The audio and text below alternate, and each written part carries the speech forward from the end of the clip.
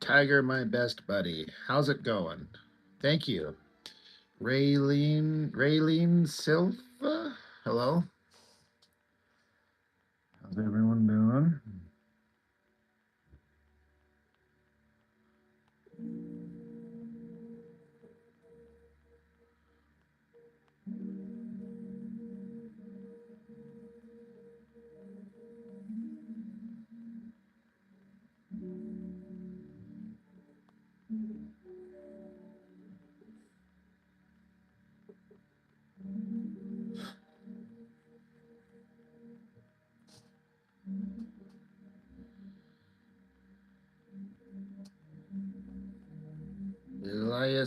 Elias, somebody's name's wrong. Thank you, Elia. Sorry, I'm probably just going to pronounce everyone's names wrong, but thank you.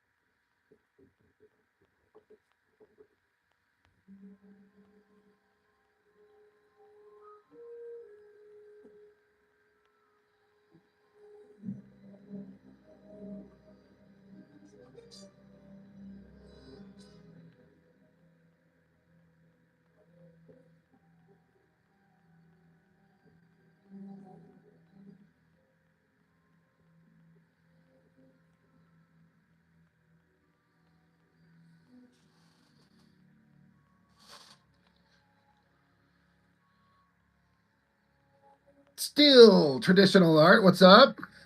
Indie something says Adam, what's up?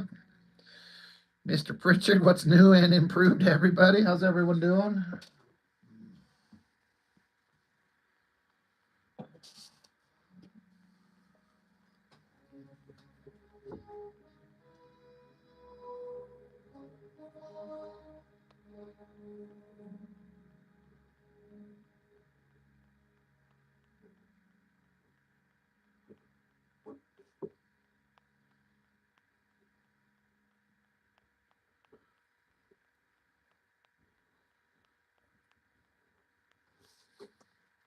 I was gonna say Steel Traditional Art. I feel like I haven't seen your name pop up in a long time.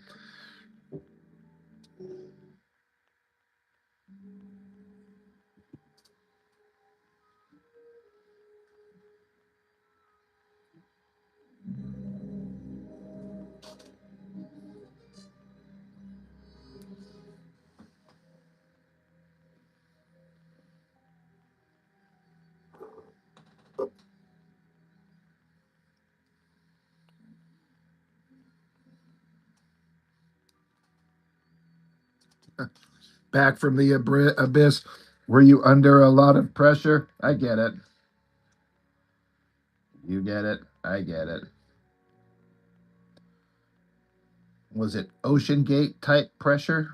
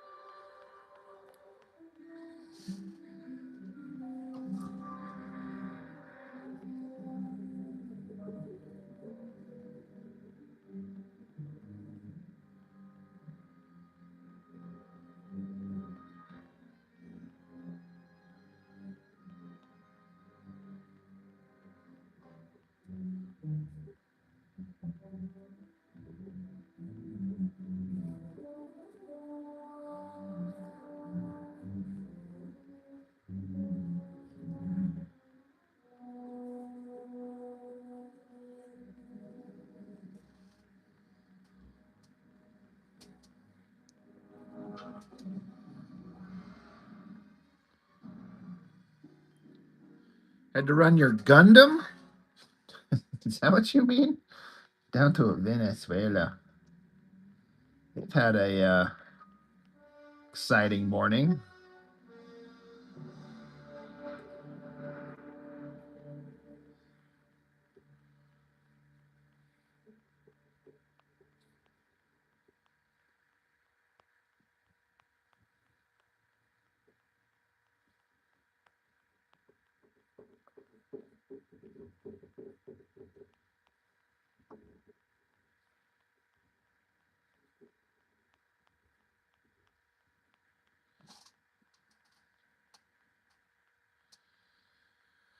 Grant, how's it going?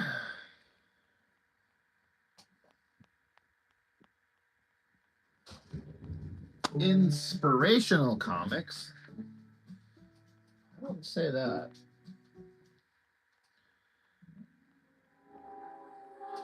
I got Skinbreaker #4 today.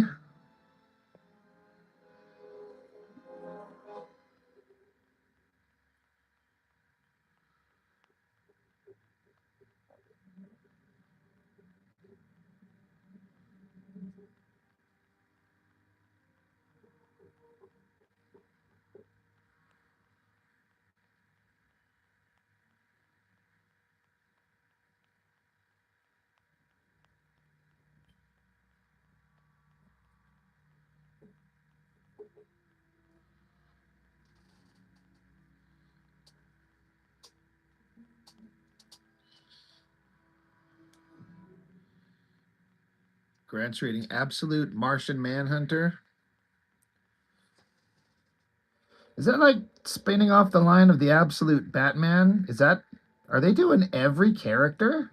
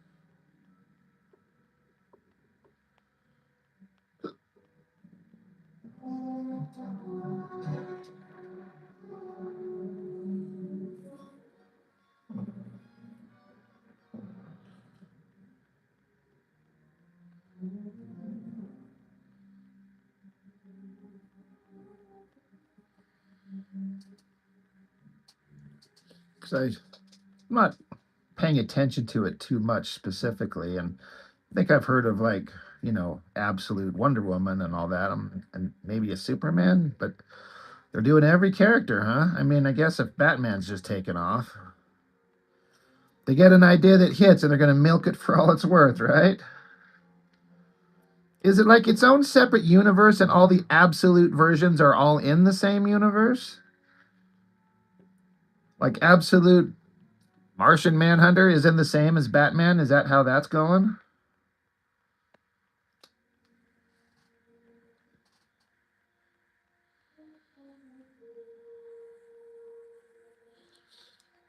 Yeah, Grant, I read the first issue. I've got the collection of the first story. I've still have only read the first issue.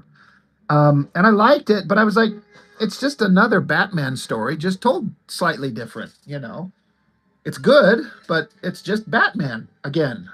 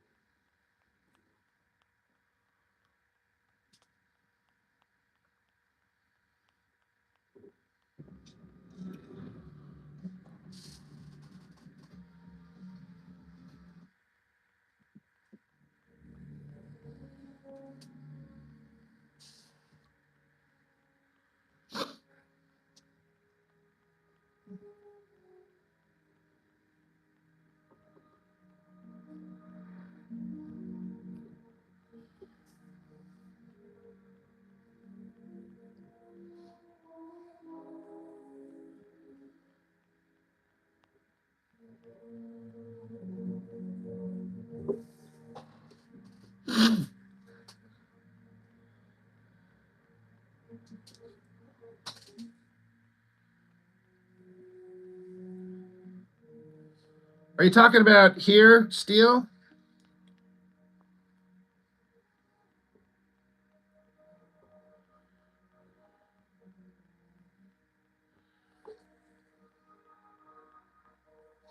So I don't. It is kind of a goofy place. I'm hoping by the time I finish it, because this is a bicep connected to this guy, but it's not connected to him. His shoulder, this guy's shoulder and his biceps are kind of folded behind him. But I agree. I've been sitting here as I drew it, and it is looking kind of weird the way that it kind of connects together, and that's just more poor planning on my part. Um, I'm hoping by the time I get it finished up, I can make him separate and not look so weird.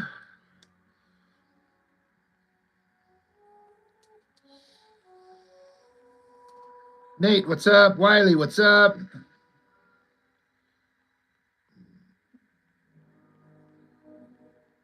Yeah, Grant, you thought some of the changes were dumb and arbitrary, like instead of Commissioner Gordon, it's Mayor Gordon.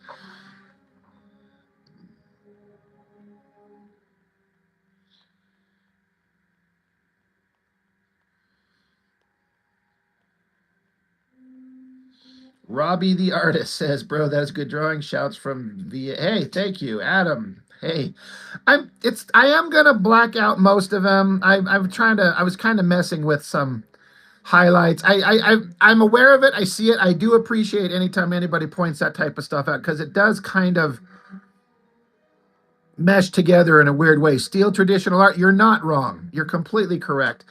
So I'm trying to, um, see if I can't make it make sense. Sheldon with inking this good, we don't need dating. I don't know.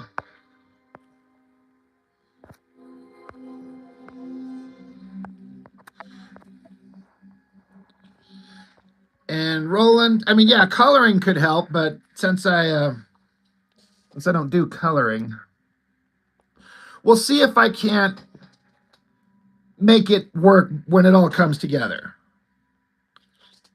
But yeah, Steele, you're not wrong. I do appreciate the pointing it out. I do need to hear these things.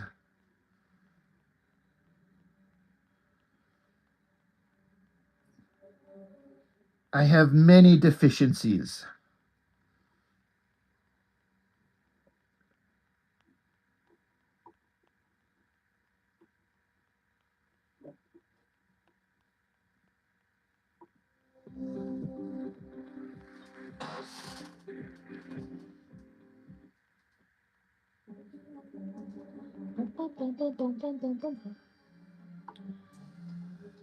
Yeah, we'll see if I can't render this up like I was saying when it's done, and hopefully I can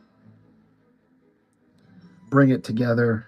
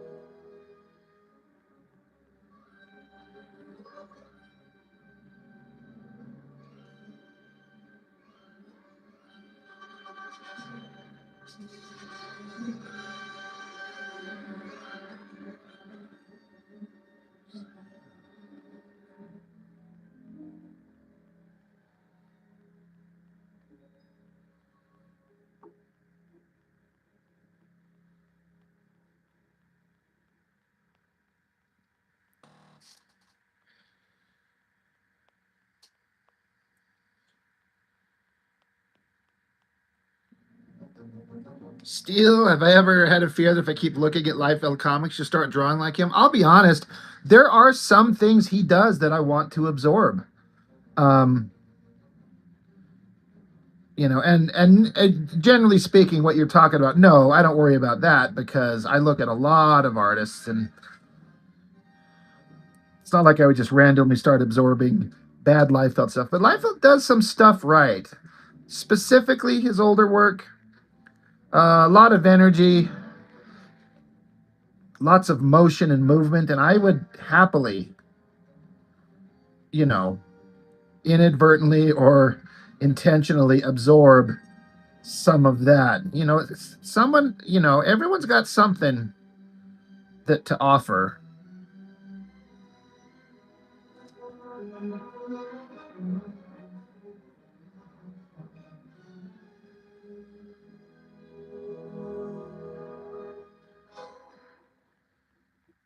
I did have a guy come to my comment section on my videos telling me that I have no right to be criticizing Liefeld when I can't draw as good as him. I'm sitting here wondering how I have to explain to somebody that a person doesn't have to be as good as another person at a thing to be able to tell them that the thing that that other person is doing is terrible.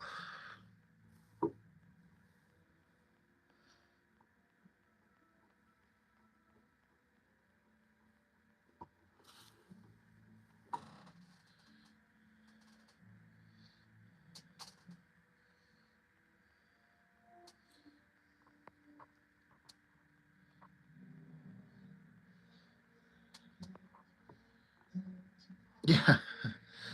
Have Danny Meeky do. Just do breakdowns and have Danny Meeky do everything.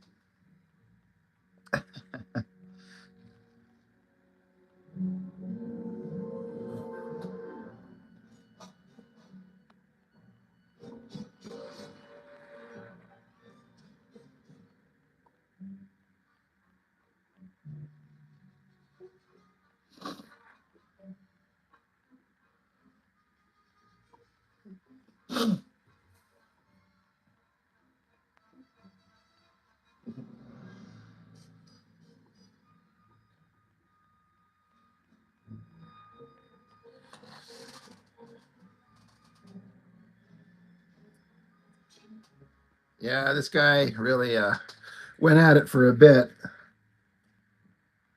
on my last Liefeld video, the Youngblood #3.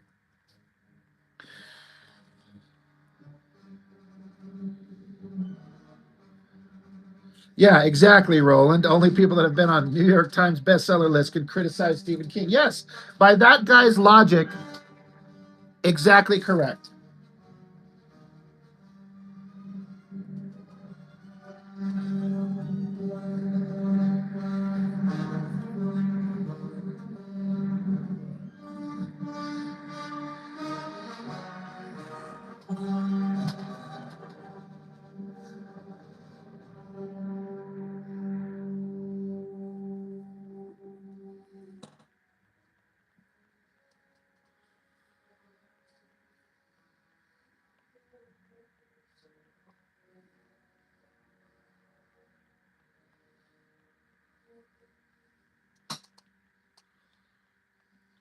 Jerry Gaines, what's up?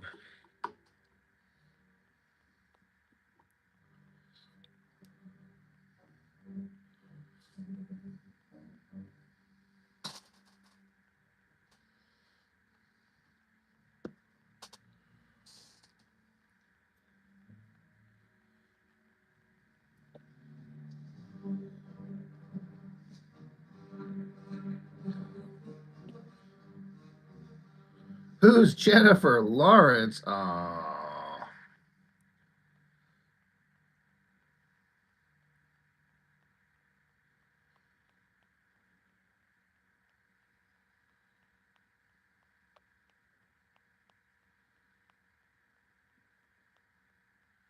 yeah, Silvestri is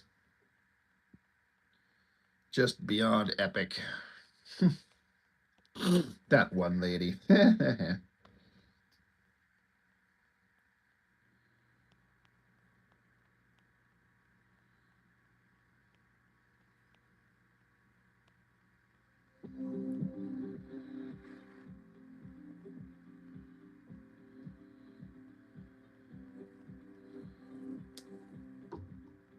Addie, you were just listening to the Imperial March. Speaking of which,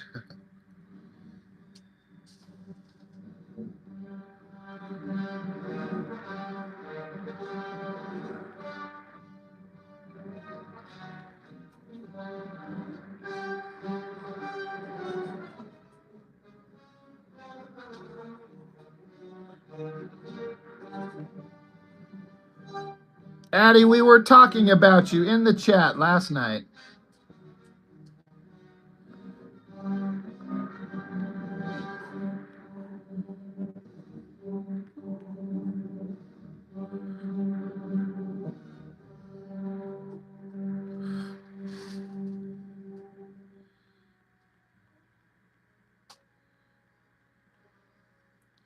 Well, we were talking. Oh, Roland, he's brutal. I like Jennifer Lawrence. I think that she's legitimately good. I think she's funny and talented, and someone reaches that level of popularity, and then of course it's going to become fashionable to be like, she could go to hell. But anyway, Addie, I don't know. We were talking about, I don't know, something weird come up that was like, what a weird conversational thing that we're talking about. And then one of my buddies, Mark, he's like, I wonder how people just randomly find your YouTube live streams, Rob, when we talk about weird shit like that. And then he mentions, he's like that one young girl that pops in that's in high school. And I was like, Addie? And he's like, yeah.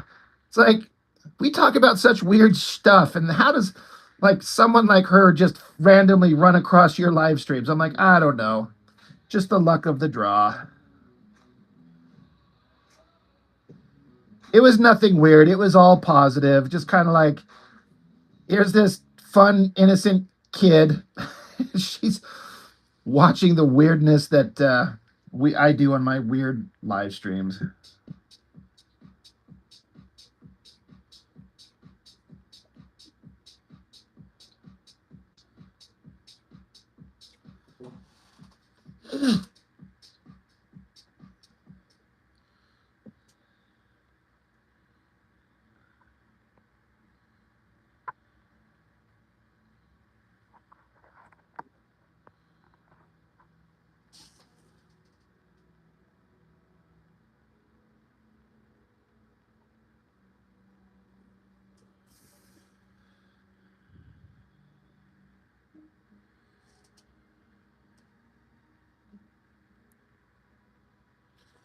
Addie, you doom scroll for hours.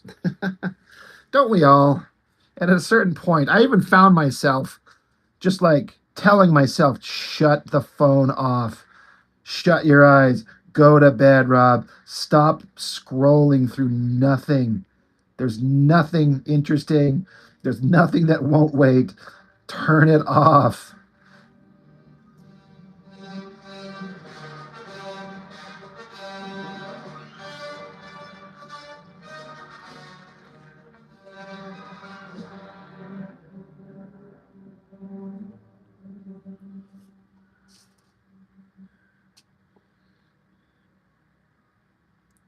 Yeah, I know that, Jay, because what's hard for me to admit is that I was born the year the original Star Wars came out, and so it's just like, oh my lord, this is getting old stuff. Uh, it hurts. That's when Star Wars was awesome.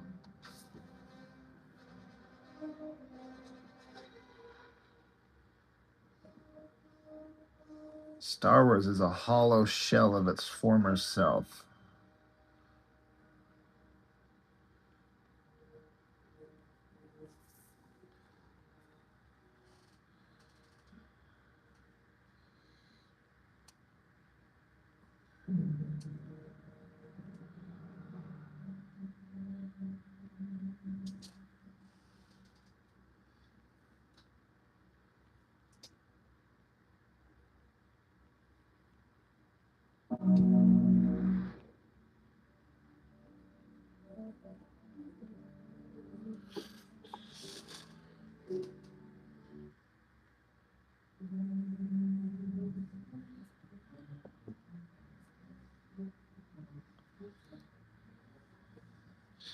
You're not the only one who does that, Addie. Yeah, Pritchard, you're 1 year ahead of me. Yeah, Sheldon, Jason Pearson, issue 24 of Witchblade. He didn't exactly draw all of it. It was kind of a short story, but it looked good. Roland, I've never read a Star Wars book in my life. And it's mostly intentional because when I was younger, I never saw them or had access to them. But honestly, to me, Star Wars is the movies. And I'm sure there's fantastic stuff, but I'm not really interested in reading books that don't really matter in the grand scheme of the one part of the Star Wars universe that I'm interested in, which are the movies. which has also saved me from not giving a shit that they ejected the expanded universe when they made the new Star Wars movies, because I don't care.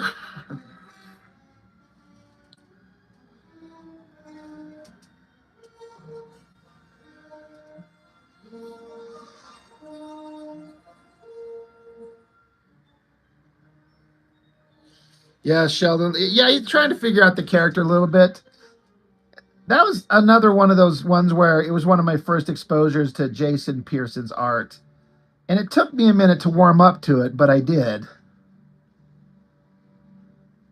especially as I got later on in life. Brain, not this brain. How long am I going to be drawing? I mean, I just got started. I've only been going 30 minutes.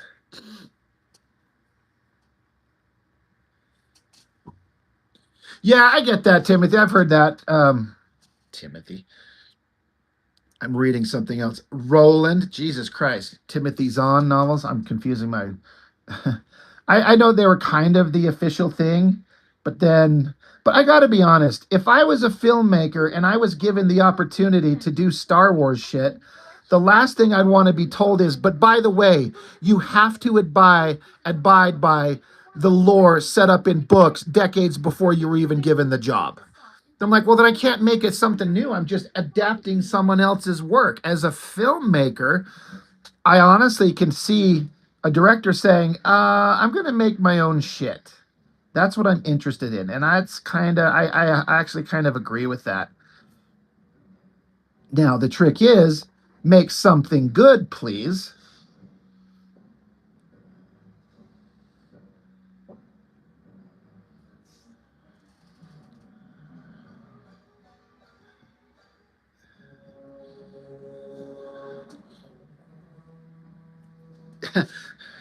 I'm not going to do a 4 hour. I have done a 4 hour live stream one time, and it was fun, but I kind of just go until I'm just kind of done.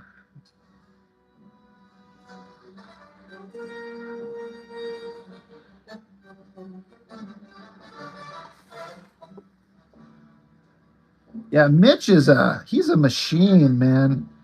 When he's 4 hour streams, that guy's he's crazy.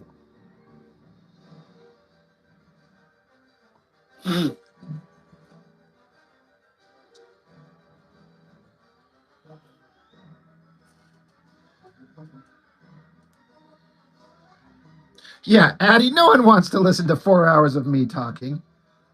Even I don't. Mark, what's up? Crow Magnon, what's up?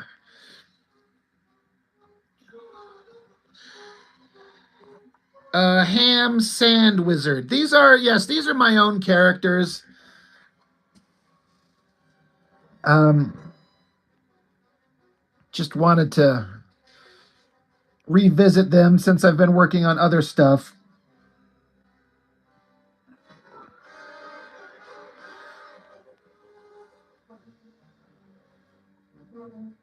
It is my intention to do continued stories of these guys. But first, I have a comic book with a MacGuffin consisting of a severed part in a jar that I have to get out of the way first.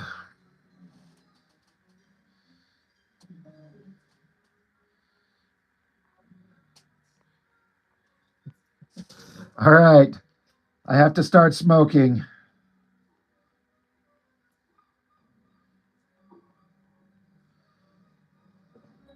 I do, on occasion, enjoy having a cigar. I'll sit out on my porch and have a cigar.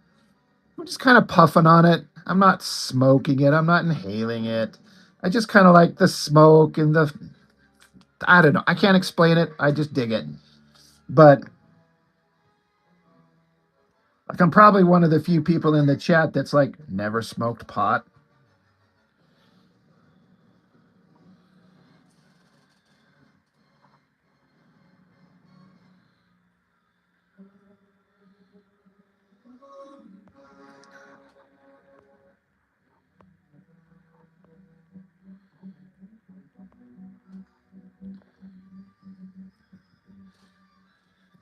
Yeah, I know, Addie. I'm trust me, I'm not a I've never done drugs. I drink very rarely, and I've never smoked a cigarette.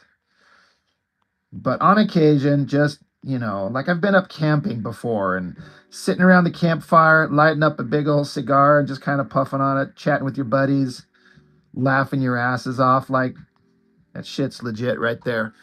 But it's extremely rare.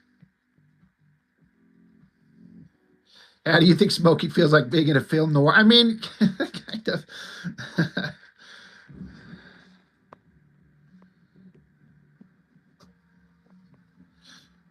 So I don't exactly have. I haven't settled on names for these guys yet. Um, they don't have like superheroic names. They just have their names.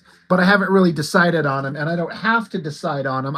This is one of the things that I've seen other creators or I mean like independent guys get stuck on is that they can't move forward with creating their story until they like name their characters. I'm like, the names will come to you. Write the story. Stop sitting around and being stuck.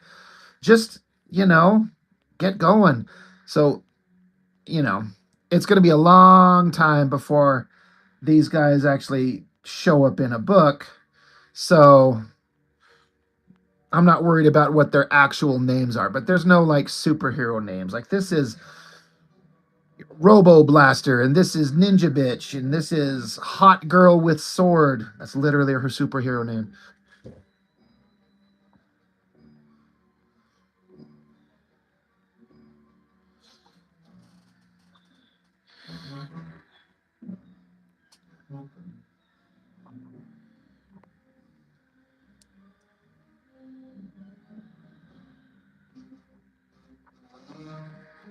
Mark, your body is a temple wonderland. Hell yeah. Cro Magnon, whatever you do not pick up Smokey. Oh, I don't.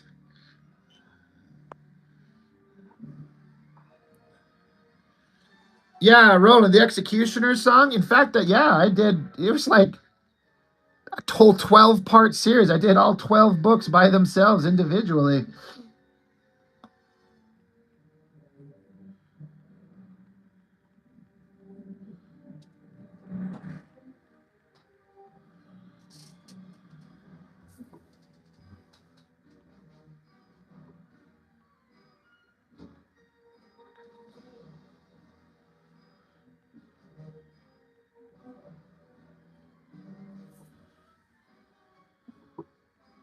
Yeah, it's not working at all.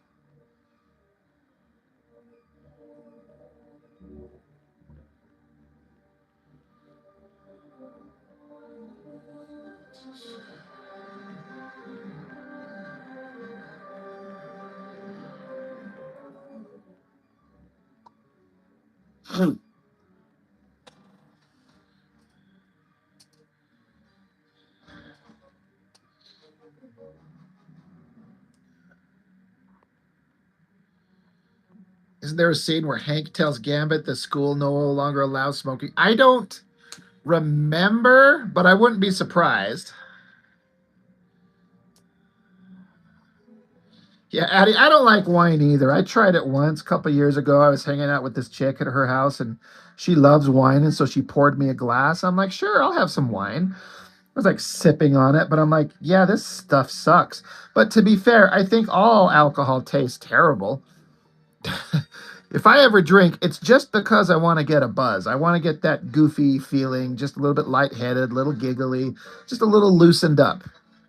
And I got to be around the right group of people to want to do that. I don't do it on my own. I did drink one time on my own. I did get fucked up once on my own because I almost got fired from my job because the trash compactor caught on fire and they blamed me even though there's no proof on it, and I came within a hair's breadth of losing my job that day. So once I got off work, I went to the liquor store, bought a bottle of Jaeger, came home, and got fucked up all on my own. It's the only time in my life I've ever done that. Just sitting at home, getting drunk on my own.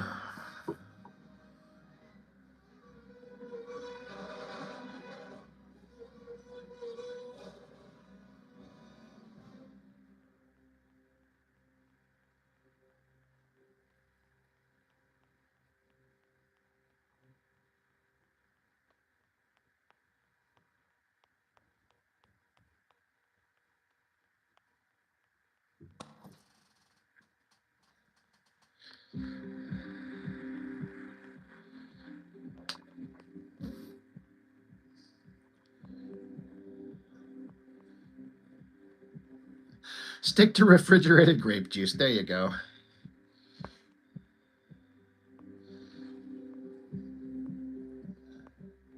Stick to NyQuil. There you go. That'll put you to sleep.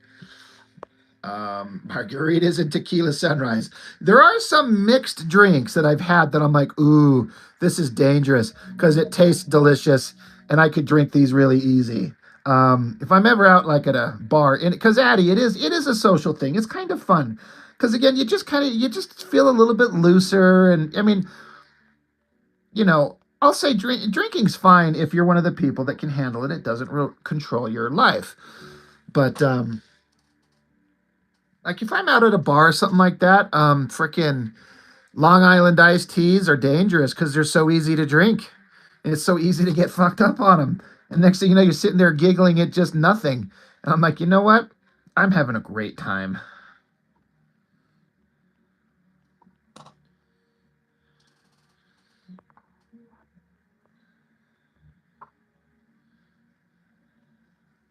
You know what, Roland? That quote actually does sound familiar. Remy, put that out. We don't allow smoking on the campus anymore. That does sound like a familiar. That does sound. I think you're right. Yeah, Adam. I hate how much power our jobs have over us. Addie will stick to her yoo-hoos. Yoo-hoos are terrible for you. Everything's terrible for you. That's the thing. Nothing's good for you. Everything's terrible for you. I remember growing up being told that like microwaves will give you cancer if you're too close to them. No, they won't. Everything emits radiation. It's all about the dose.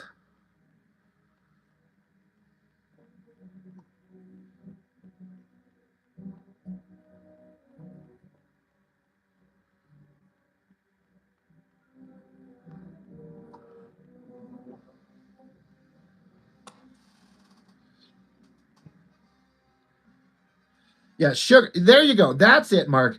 Sugar's the worst because that's destroying everybody. That shit is straight up poison. And I say that um, having just sat here and made myself a peanut butter and jelly sandwich. So, bread, the jam, the peanut butter, there's sugar, there's carbs, there's everything in it. But sugar's in everything, and everything turns into sugar in your body. That's the real danger.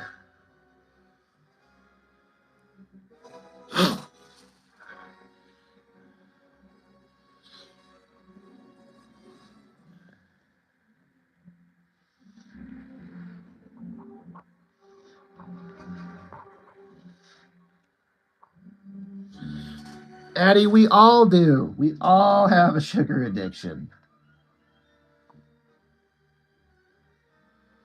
And some people's bodies just tolerate it better than others.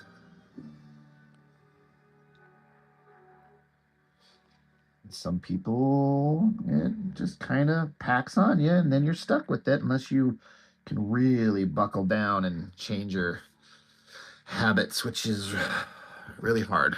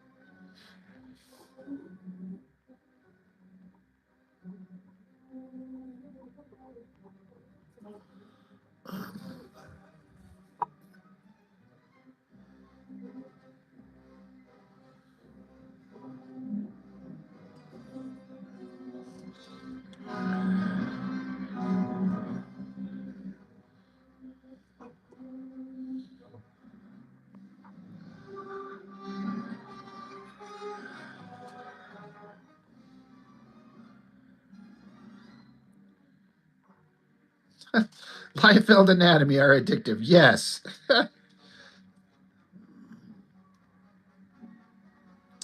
Oh, Addie. This Rob Liefeld, he's a very famous comic book creator. He's the guy who created Deadpool. And his human figures are at times questionable to say the least. But not that human figures have to be flawless or perfect, but sometimes, just sometimes, you're like, good Lord, what is he doing?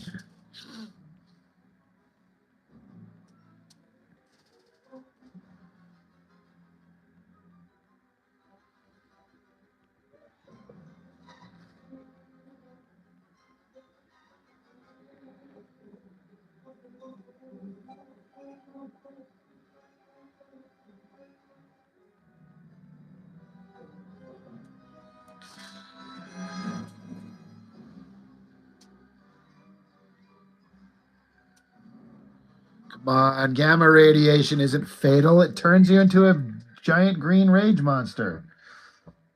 We all know that.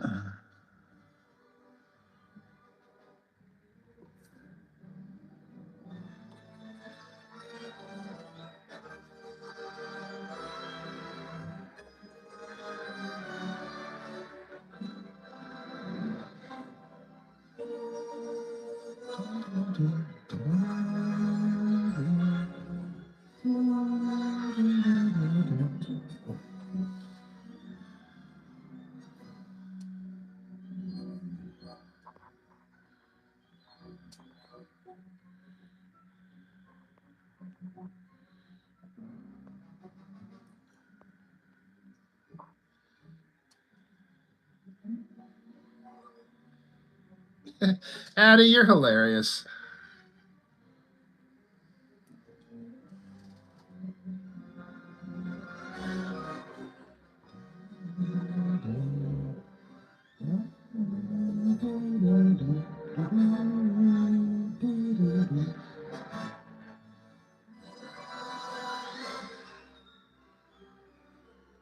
Oh, this is suicide.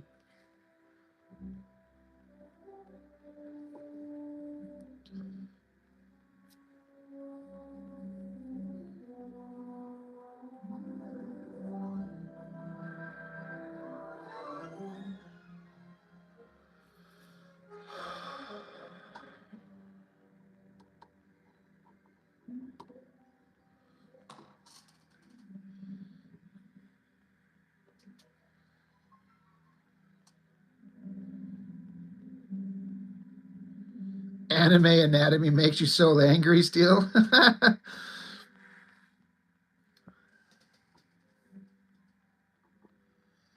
That's depending on the anime, I'm actually hyper impressed by it. Like Ghost in the Shell, man, those guys can draw.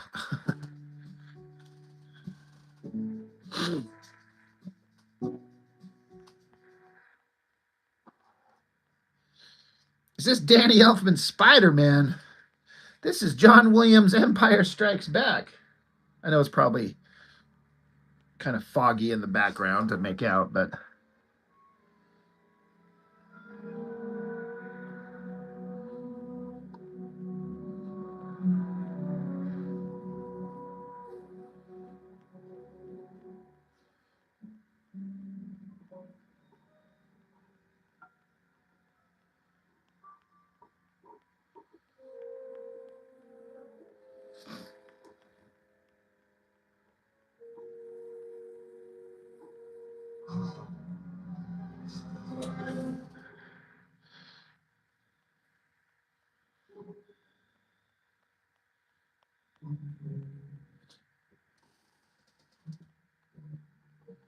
it'll be a sad day when John Williams passes away. That man is old, too. He's supposed to be doing one more score with Steven Spielberg. They're making some movie and they're doing one more because John Williams is retired, but apparently he's come back to do one more score with Spielberg.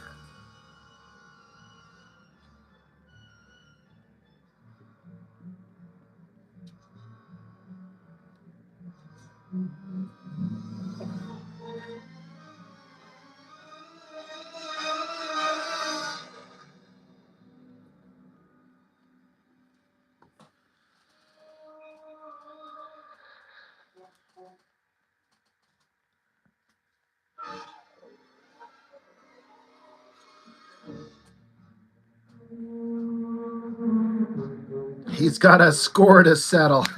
Adam, that is brilliant. Oh man.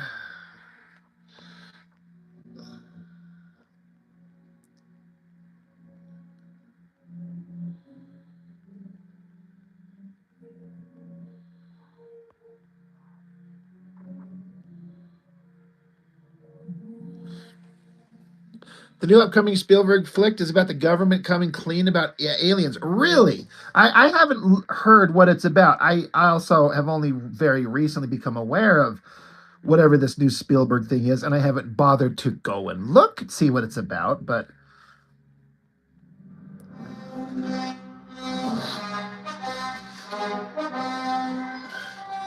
I wonder, I hope that Spielberg is still capable of making an absolutely magical film like he used to be able to. Like, even Spielberg's lesser shit is just, spectacular.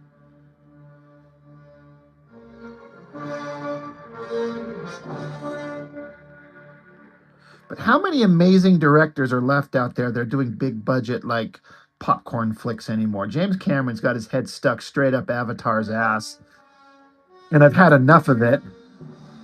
That being said, I'm going to go see the new movie tomorrow.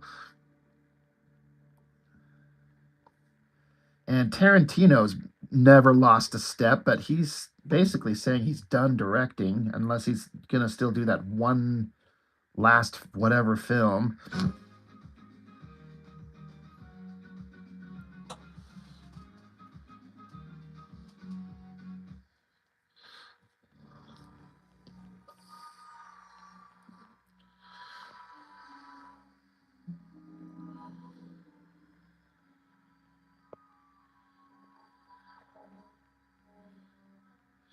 Um, Grant, you're asking me if Star Wars is my favorite score. To me, that's kind of like asking what is my favorite movie.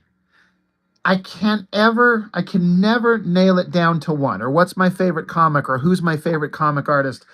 I can never nail it down to one because it just depends on the time and the place and kind of what I'm feeling at the moment. Star Wars is absolutely up there. I remember as a teenager when I finally got my own stereo with a CD player, and I got the special edition soundtracks on those really nice, like they were very silver, shiny CDs. They come in like these nice flip book cases, but I can't say it's my favorite. Lord of the Rings, like was mentioned, might be my favorite.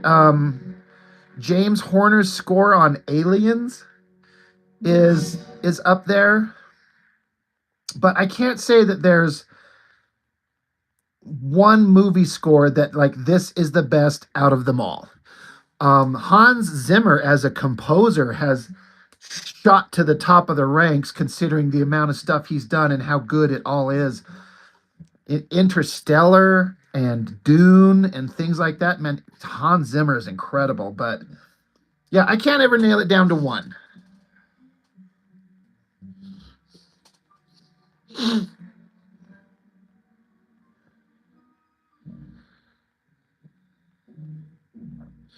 Addie, you're going to take off. Thank you for stopping in. It's never a complete experience unless you're here. Oh yeah, John Carpenter. Yeah. In terms of score and movie making, I listen to the score like on my phone. I have downloaded Big Trouble in Little China, the soundtrack, and I listen to it often.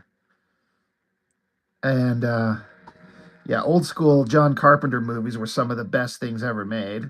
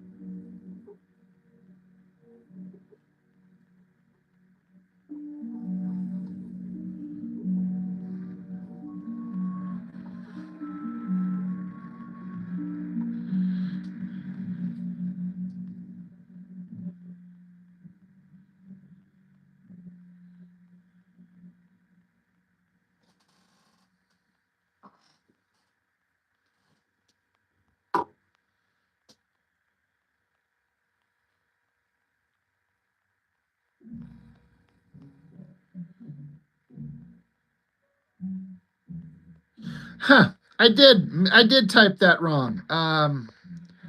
Cryptic plays. I did. I was in a hurry just to type it, and yeah, my mistake. I did type the title of my live stream wrong. Oh well.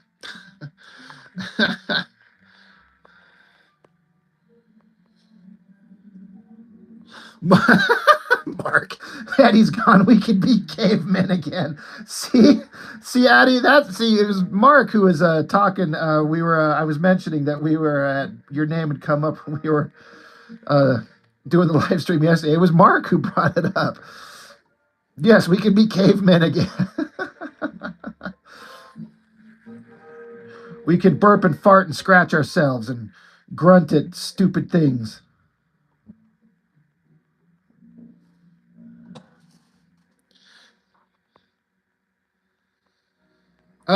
Pritchard Willow's soundtrack. Yes.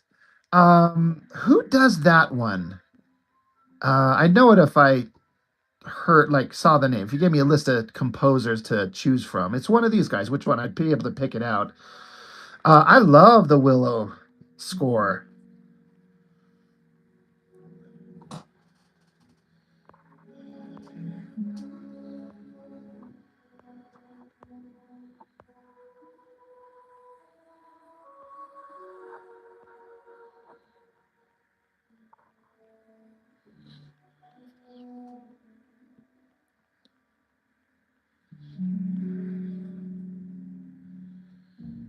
Sorry, Adam, my brain's not putting it together. What's BTTF? We can finally smoke our cigarettes and drink our booze. The kids have gone to bed. That's what my parents used to say. Kid, you got to go to bed. Me and your mom are going to be nasty. I was like, ugh, Dad, don't ever fucking say those words to me again. Oh, Back to the Future. Right. Okay. It looked familiar, and I knew once somebody was going to clarify it, it was going to be obvious. And yeah, Back to the Future. Yes, absolutely. That's Alan Silvestri on the score, right? I think. That's another incredible composer.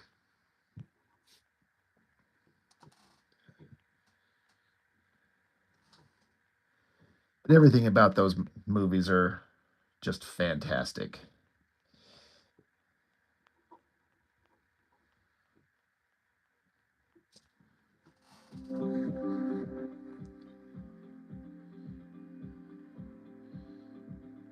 Steele, you would have never, you would have never guessed.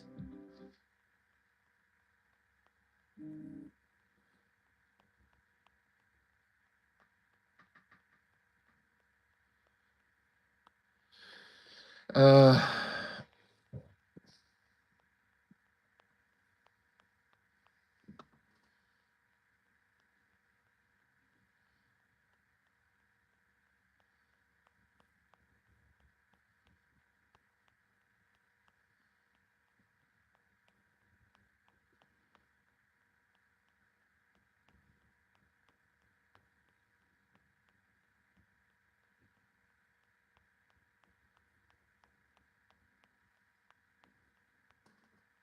Oh yeah, Willow, James Horner. I didn't know James Horner did Willow.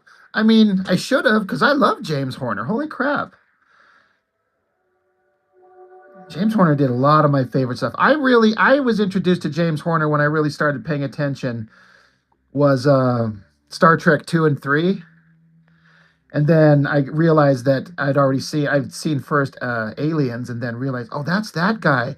And that's when I started realizing I really liked movie scores. I started really paying attention to them. And it was James Horner's music on Star Trek and Aliens that made me go, "Oh my God, this is the soul of a movie."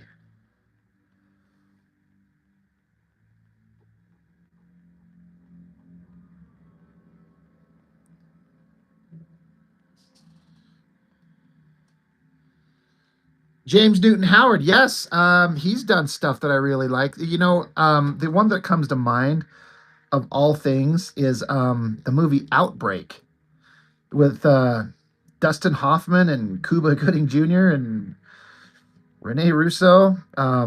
He did that one, and I love that score. That's one of the ones I went out and bought on CD when I was younger.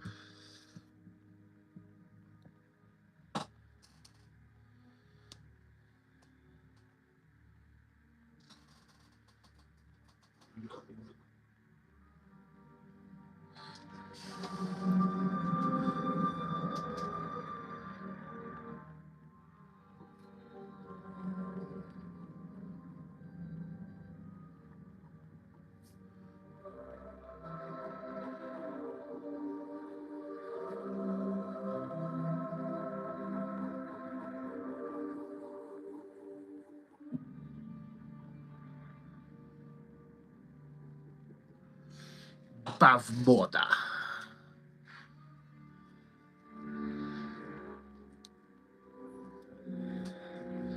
She's just doing ballerina on point stuff. If every artist at Extreme Studios can do it, so can I.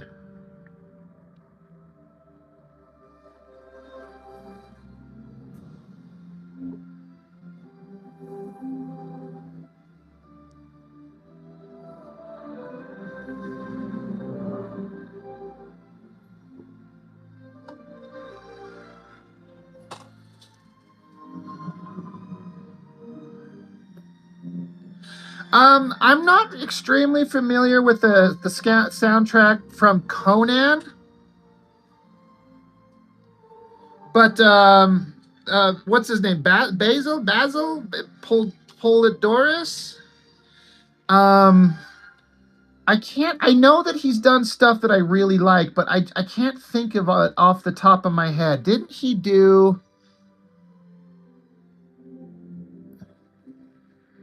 Starship Troopers? Again, now I got to dig out the Google.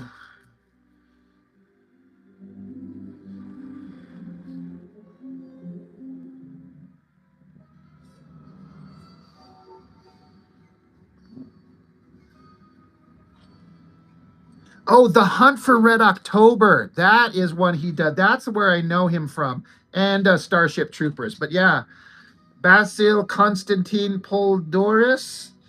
Um, The Hunt for Red October is one of my most favorite scores ever made.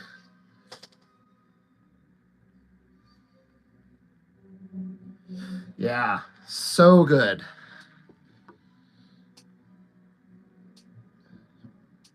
Michael Turner did Ballerina Feet too, right? Everyone did. You know what's funny is I'd seen a lot of artists do the where they're on their tippy toes, but they'd actually have their toes kind of like folded down like they're actually standing on them. But Liefeld would actually just point their toes straight down like this. Like he'd literally have their feet like this, and then here's their heel, and then have them standing on that. As opposed to other artists which have them coming down, but then have like just the tip of their feet arced down and then go up like that. They would at least put them on their toes, but Liefeld would just straight up have them on point like that. And that stood out to me as weird. That was going too far.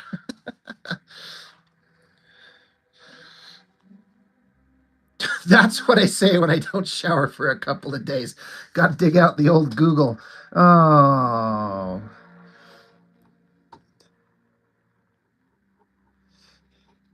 he's not wrong, but he shouldn't say it.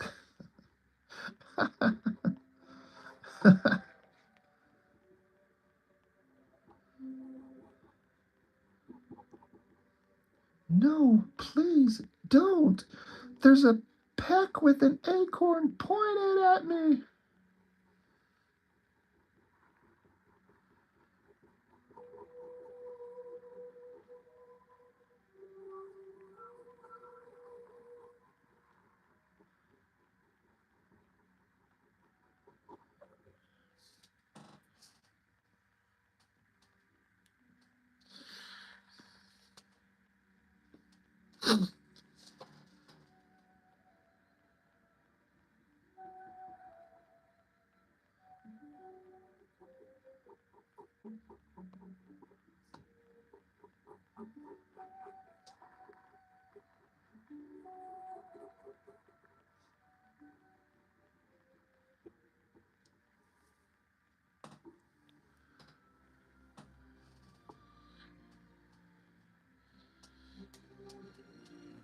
Egg, yeah, a lot of great movie scores to vibe to. It helps imagination be productive. Absolutely.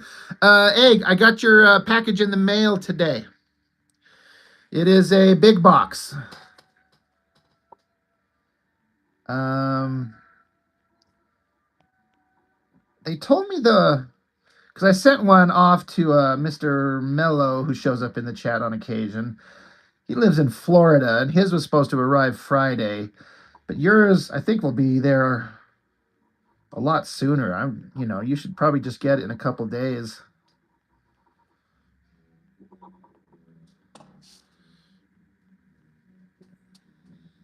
Well, no, thank you, Eggman. That means a lot to me. I really, really appreciate it. I hope you don't get them and you're just like, what the fuck is this shit that he made? What is this garbage? It's absolute trash. You'll make a YouTube channel and your first video would be to burn the books one by one. This is what I think of Rob Norton's crap.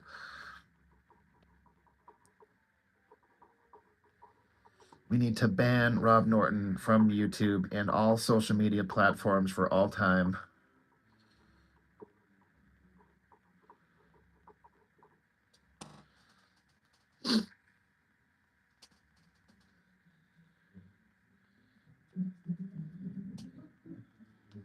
Cro-Magnon, one of our recent videos saw that Liefeld made an effort with the feet of a superhero girl, and it was so screaming obvious the references he used were guys' feet. I'm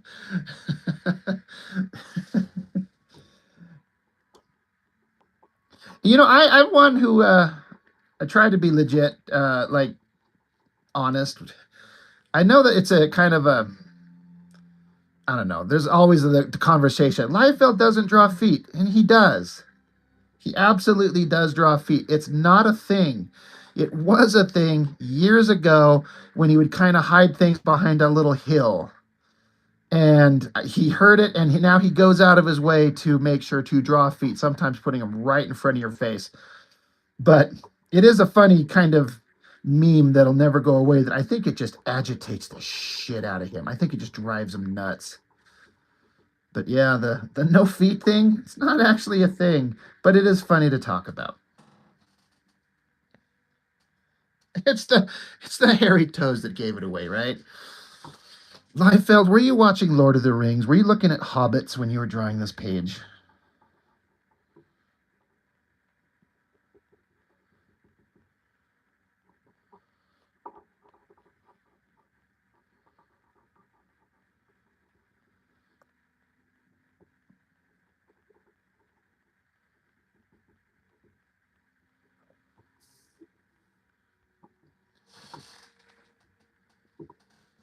It was probably his feet.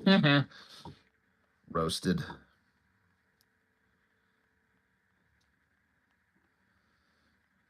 But really trying to like lean into doing some textures on this one. These different crumbled blocky brick things that they're all standing on.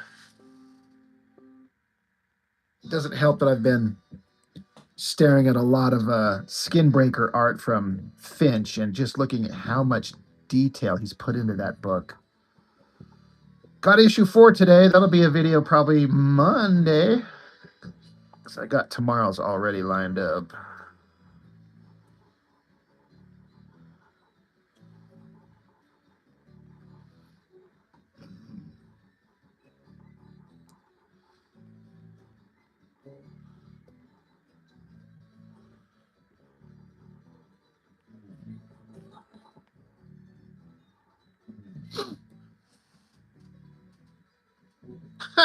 And OnlyFans, only Frodo's. Holy shit. Somebody needs to do a parody of that right now. He's like, hobbits only love 2 things. Well, 3. Like good tilled earth, the smoking of pipeweed, and taking pictures of their nasty hairy feet and selling them to people online for $50 a set.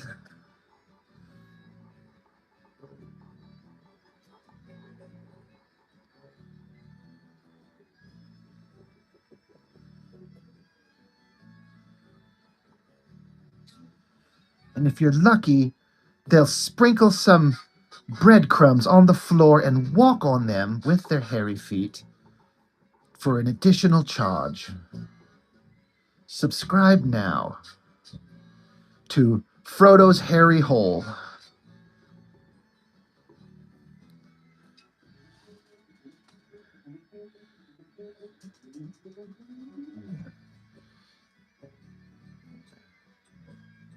Steal, leave my hobbits out of it. If you're gonna make nasty comparisons, don't taint the beauty and wonder that is the Lord of the Rings. Can we leave them? No deal.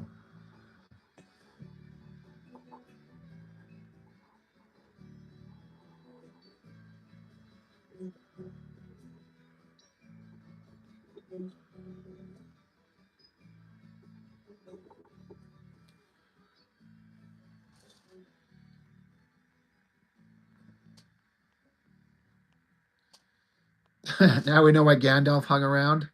Weed and feet. Hobbits really are an exceptional people. You can learn all about their ways within a month. And then after 100 years, they'll whip their nasty hairy feet out and let you smell them, and you fall in love all over again.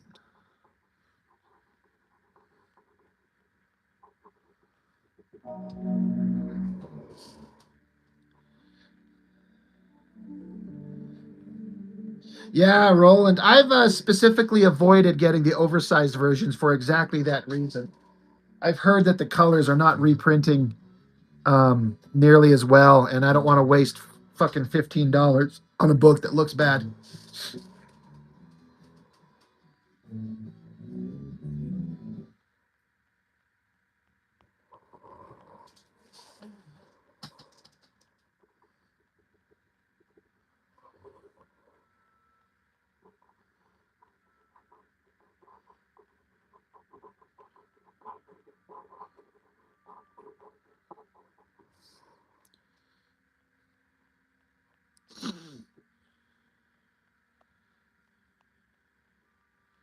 I've heard that it's kind of had like a matte type finish or something like that. I don't know. Either way, yeah, I want an artist edition so bad. I will buy the shit out of that.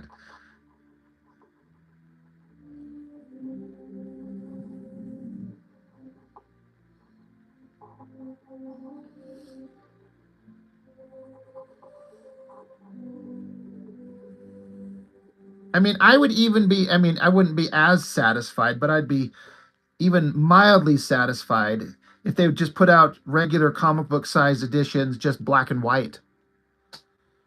Again, and I love the colors in the book. Like, I hope that that colorist, you know, Leone, Anastasia Leone or something like that. I love her coloring on it, but I have got to see David Finch's work in the old black and white.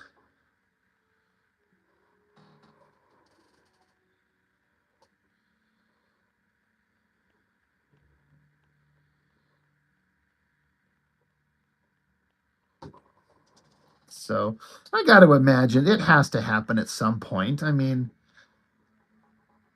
honestly, there's a market out there for this stuff. And I think these guys have to realize that there's people willing to spend money on this stuff. You just have to make shit people want.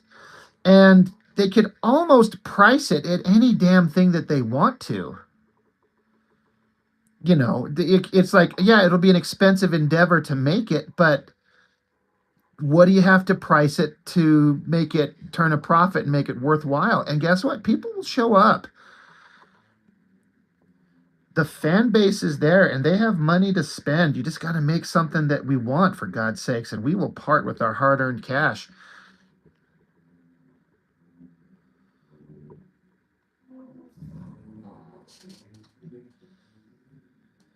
It's called manga.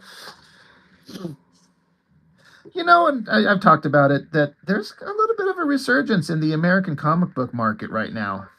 Stuff is selling, just not from Marvel, but there's a little bit of movement in a way that hadn't existed for a long time, and it's nice to hear.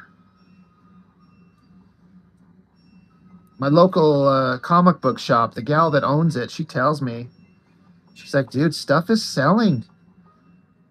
She's like, I'm having a hard time keeping certain things in stock, and it's awesome.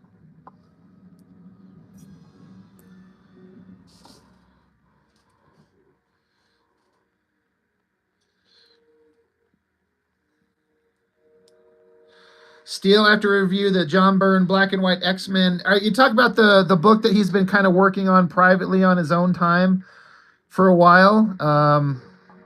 Is that the one you're talking about? First time, if that's what you're talking about, the first time I even knew of it was when the Kayfabe channel covered it. I actually saw somebody offering up 2 volumes of it online recently for $30, and I almost bought them, and I'm kind of wondering why I didn't. I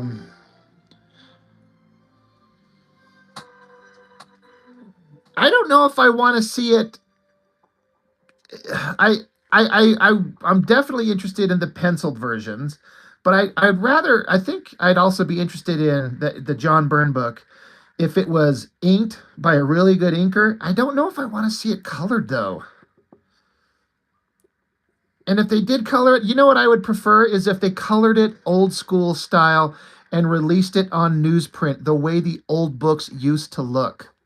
That would be, in my mind, the best thing that they could do with that work. So it just looks like it come right out of that era.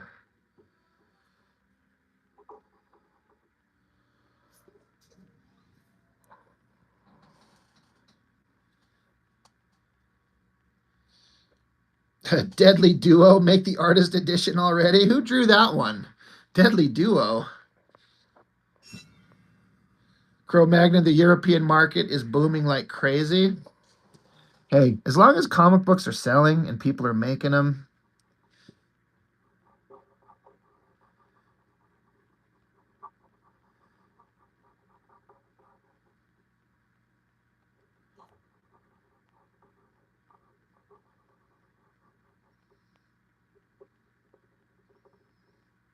This is a gorgeous memory foam bed and matching blanket from Paul. They're all machine washed. This protects my sofa from Sophie. it's waterproof. Oh, the Deadly Duo. Oh, you know what? Sorry, Sheldon. I was thinking like the Savage Dragon characters. Are they called the Deadly Duo? What are they called? Anyway, sorry, that's where my brain went. Yeah, I know, Mark. I know, Mark. Whatever. Kiss my ass. I earned it. For some reason, my brain went to the Savage Dragon characters, Kill Cat and whatever the hell. I'm like, really? Who wants that?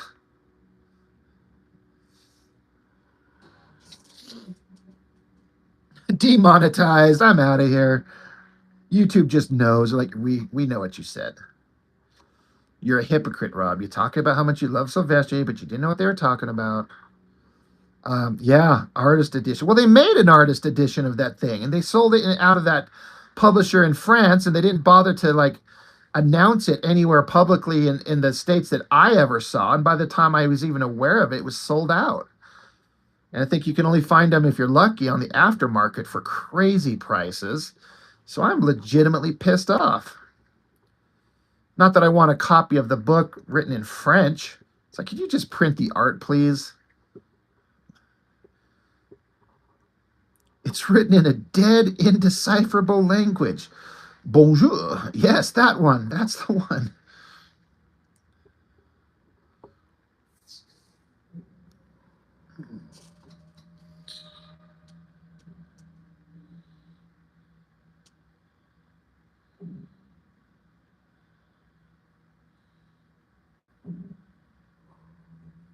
Yeah, Roland, I'm excited to see it. I have to imagine that, I wasn't there to witness John Burns' rise to fame and popularity in real time, but I got to imagine anybody who's like a fan of his X-Men work and his art, like this has to be like a magical dream come true. Like for me, what would be the equivalent for us? Like suddenly Jim Lee were to come along and be like, I've just done a 12-issue maxi series of the X-Men starring the 90s version of them. Here you go. Oh my God, this is everything I've wanted since I was a kid. Um, or McFarlane doing a Spider-Man thing. Something like that.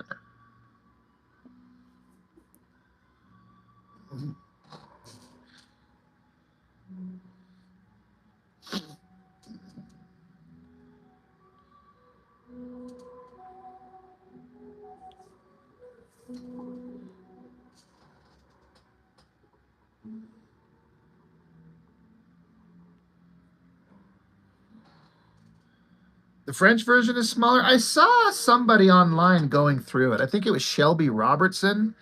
It looked, I guess I don't know. There's no way to scale it to know for sure, but it looked like it was a pretty big book. But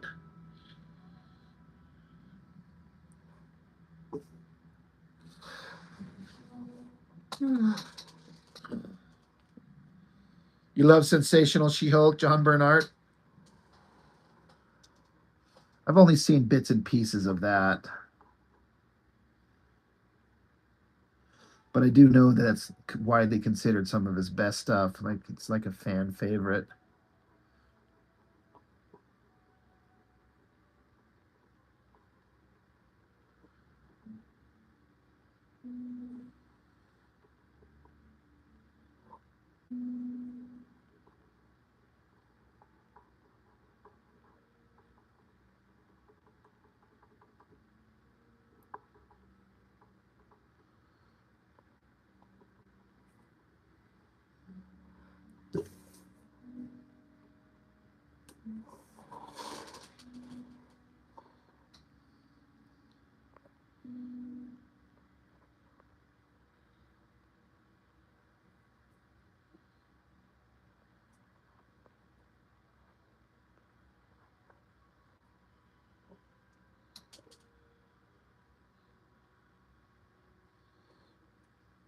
Yeah, I want the Weapon X. Barry Windsor Smith, right? I would love to have that.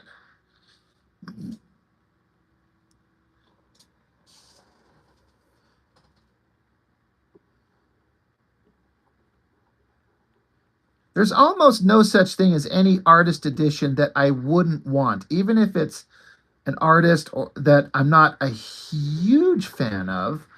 It's still an artist edition with like black and white scans of the art in high resolution, and anything would be amazing.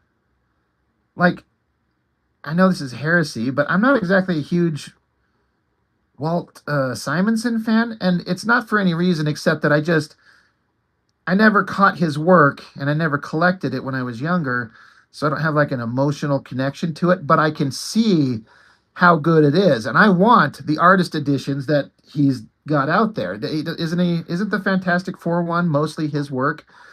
Am I remembering that correctly? But yeah, I can't imagine any artist edition that I wouldn't want at least on some level. Like whenever they decide to actually release the Rob Liefeld Youngblood one, you bet your ass I'm getting it.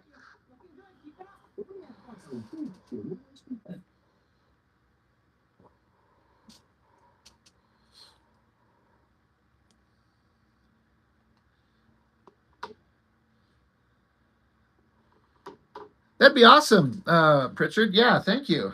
A quick flip through, that'd be awesome. Yeah. Simonson's Thor run is amazing.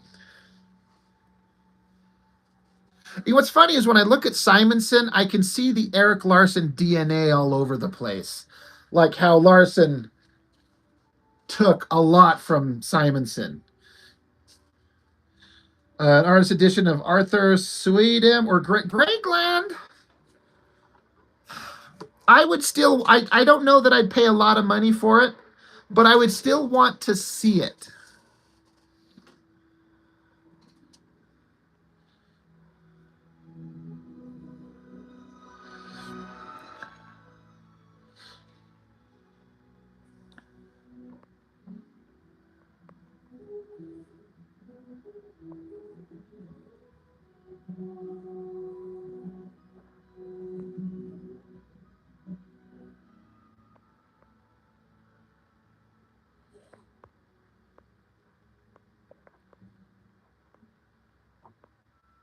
Yeah, I want that graphic novel Monster. Again, I've only seen bits and pieces of it, but it looked crazy.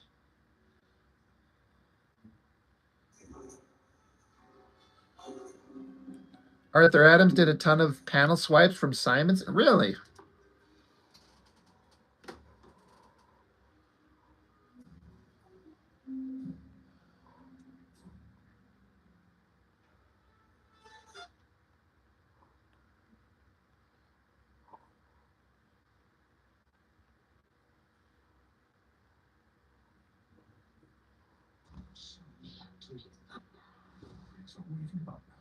Thanks, Grant. I've really been like leaning into the textures on this thing, just trying to just do something with it. Like I've never really done.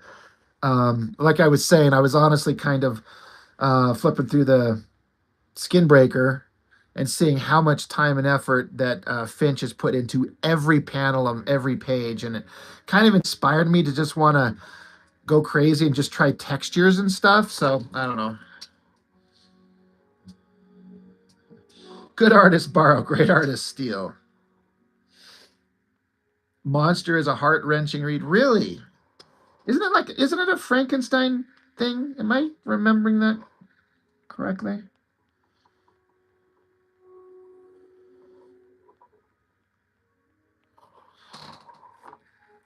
Yeah, just trying to make it look like just rock and rubble of stuff. And obviously, I mean, it's cut into very geometric shapes. So it's kind of like it was like stones that were maybe a structure that have been fallen down or something like that. But I don't know. It's just because again, this drawing isn't for anything, so it's just kind of let's just experiment. Let's do weird shapes and textures and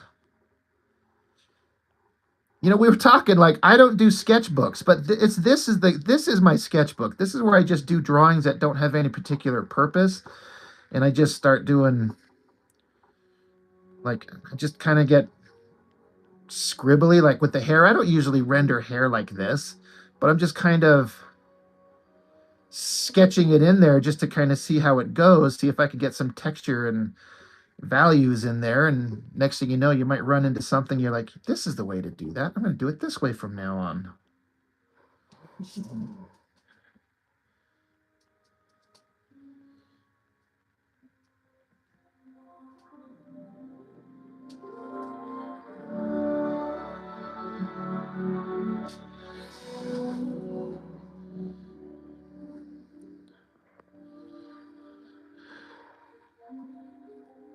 Barry Windsor Smith originally started it as a Hulk version of Weapon X. Before another editor stole the idea for an upcoming Hulk event, he was so upset he'd made it into his own project. Wow.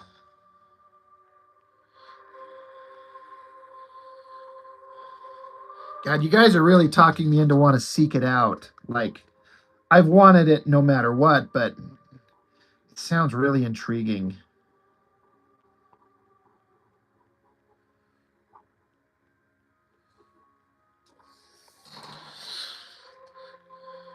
Egg, you were wondering why you were drawing to the, what do you mean to drawing to the edges?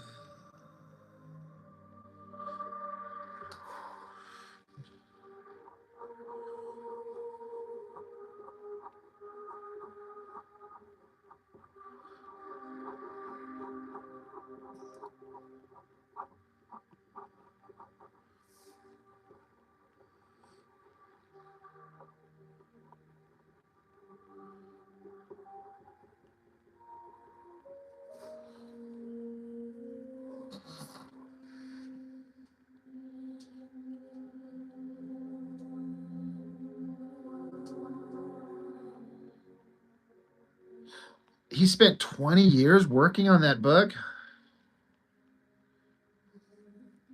Oh, Egg, I get what you're saying. I've actually drawn pages for my books right to the edges. You have to keep in mind, if you're going full bleed, I guess is the term for it, to make sure to keep the important shit within the area where it can print, get everything on there in print the way you want it, and especially the lettering. But a lot of my art, you'll see, specifically in the last book when you get them, I drew the art right to the edges of the pages. And there's a few places where I wasn't paying attention quite enough, and it does kind of crop it a little weird, but it's all a learning process.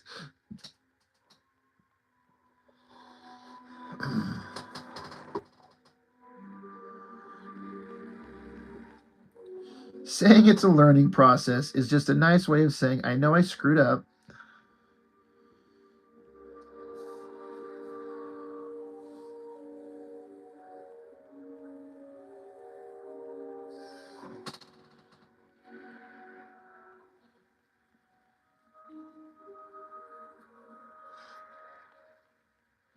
But yeah, I have goofed up on the printing stuff here and there.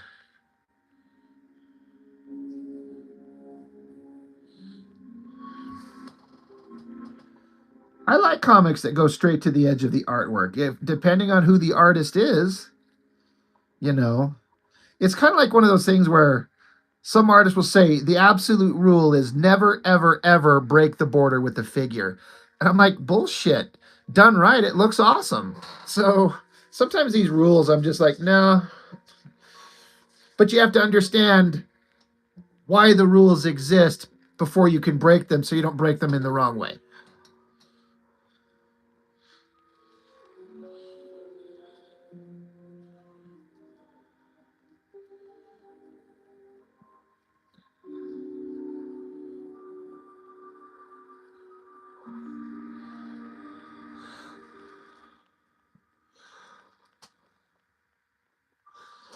I actually used to buy art pads.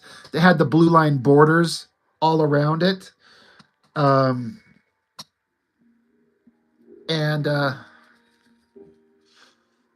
um, I got sick of having to Photoshop erase out the blue line stuff.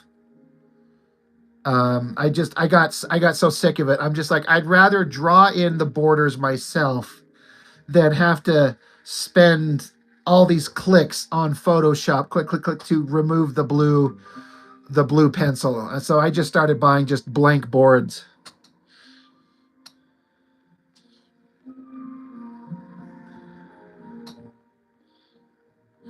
Yeah, Roland Shooter is crazy aggressive about enforcing that rule. And that's one of those things I hear about Shooter that I'm like, dude, shut the fuck up. Let the artist make something visually interesting. Like I would say that he's probably doing it from a place of wanting to make the best comics possible, but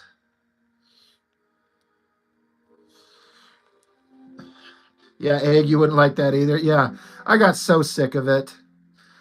I got to go in there and lighten it up. And no matter how much I feel like I lightened it up, I still would find traces of the blue in there and I have to go in and erase it. And you're tracking it all through the pages and the art. Oh my God. Eyes are the windows to the soul, but we're going to make the focal point their feet. That's Liefeld. He's got That's his thing now.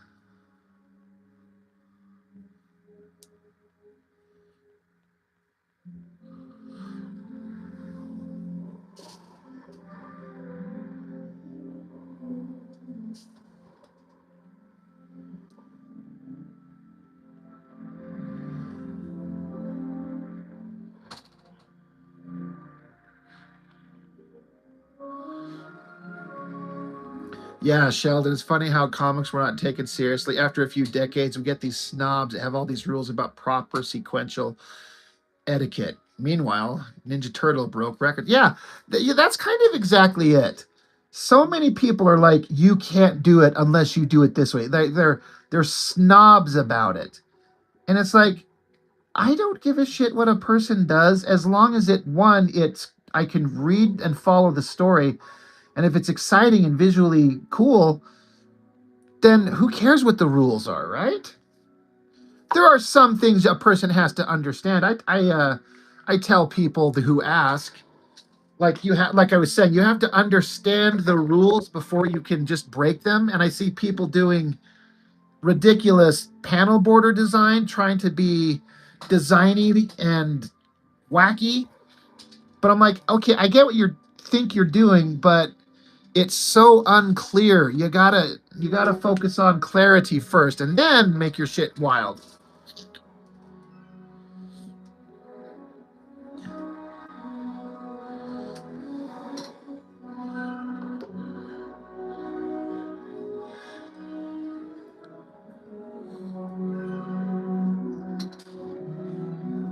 Boy, what I wouldn't give for some Ninja Turtle money.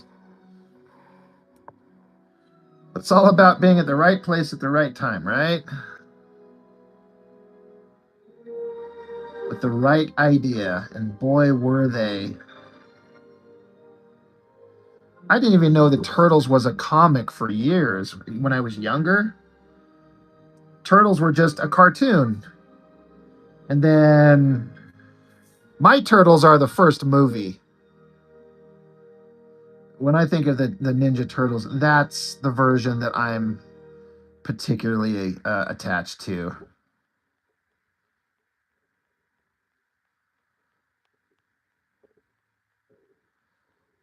And then years later, I had a friend show me, and I feel like he must have misexplained it to me, or I just misunderstood it. But he showed me this version of a Ninja Turtle comic. At least I'm pretty sure it was a Ninja Turtle comic, but they were like snapping turtles walking through snow. I don't even think they wore masks over their faces, and they all carried swords. And my friend was telling me this is a Ninja Turtle comic. So I'm like, this is what the original versions of these things were like. And it threw me off for years. I'm like, yeah, the original versions of the turtles, they were like snapping turtles walking through the snow. Like, that wasn't the original version of them at all.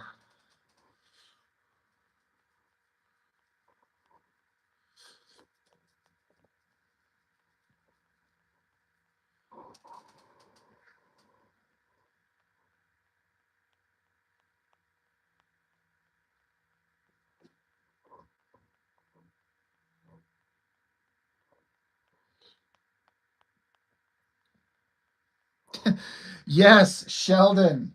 Yes. But Raphael, he's the leader of the group transformed from the norm by the nuclear goop.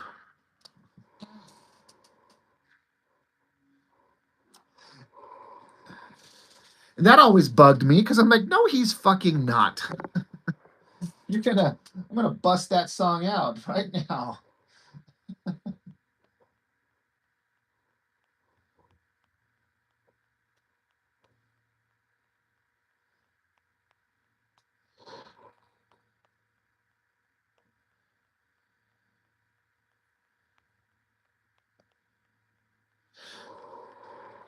Yeah, Egg, I still have it on cassette. I've got it floating around here somewhere. I originally had the Ninja Turtle soundtrack on cassette. It was one of my favorite things ever. Um,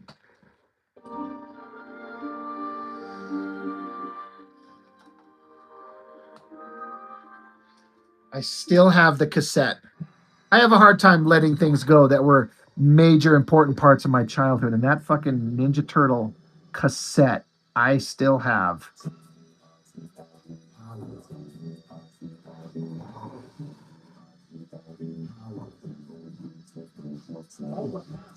Over the heroes for in this day and age, who could ask for more?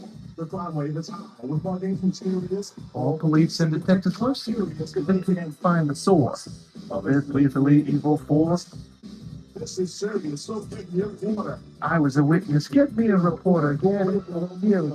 This kid say you better hurry up. There's no time to waste. We need help, why Quick on the They will have plenty of the city. man is in trouble. Bringing heroes Like the Lone Ranger went Tonto came pronto. where there was danger. They didn't say we could There in half an hour, cause they displayed turtle power.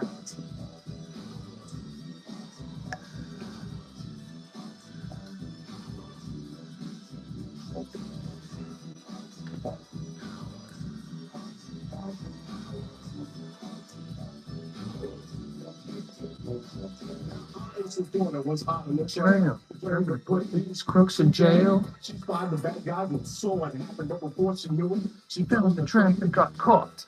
Yeah, She was all alone, with no friends, no phone. Now this was beyond her worst dreams, because she was caught by some weird things. Frustrated, they were anything but good. Misguided, unloved, they call them the foot. They could terrorize and be angry youth, and they love the people who needed proof that from Out of the dark came an awesome sound. Shouted cowabunga as they hit the ground. the weeds, the heroes rescue the flower, because they possess Turtle power.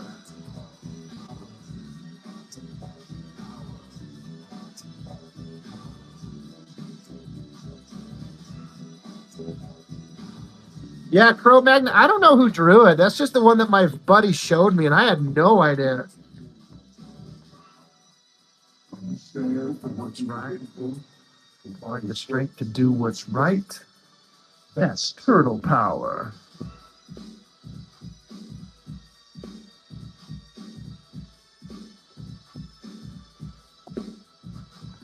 turtles on a half shell. They're On a mission. When there's a battle, got the enemy within, that they stayed at home. Instead of fighting these ninja masters with Moves like lightning. the good once normal. But now the mutants, splinters the teachers, so they are the students. Leonardo, Michelangelo, and Donatello make up the team with one other fellow Raphael. He's the leader of the group. Transformed from the norm by the nuclear boom. Into the food next door and please. These ninjas are in for pepperoni and cheese. Got to the story, it's not hard to find. Ninjas not just for the body, but for the mind. Egg, I did the same thing.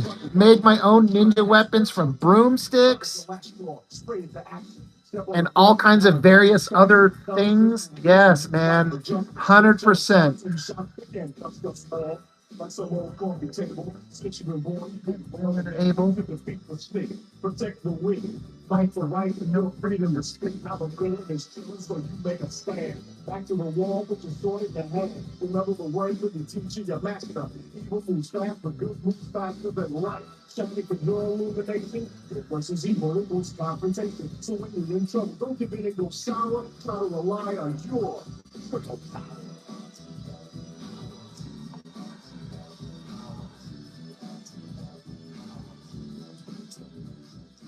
Cro Magnon's gonna go Google them snapping turtles.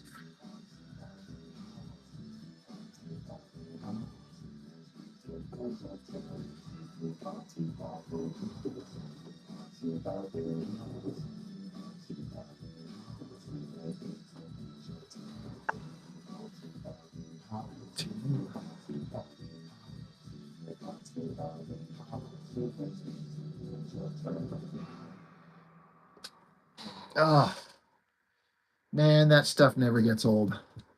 I was actually thinking about a scene of that movie just yesterday or the day before, and I really liked it. It was that part where Raphael had just got done fighting Casey Jones because he had stomped off. He was pissed off, and he was like, "Hey, Raph, where you going?" He's like, "Out to a movie.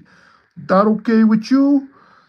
But he comes in, and I, I was never an angry kid, outwardly at least. I feel like I was kind of like a slightly angry kid, but more just felt like I was just misunderstood, blah, blah, blah, blah, blah.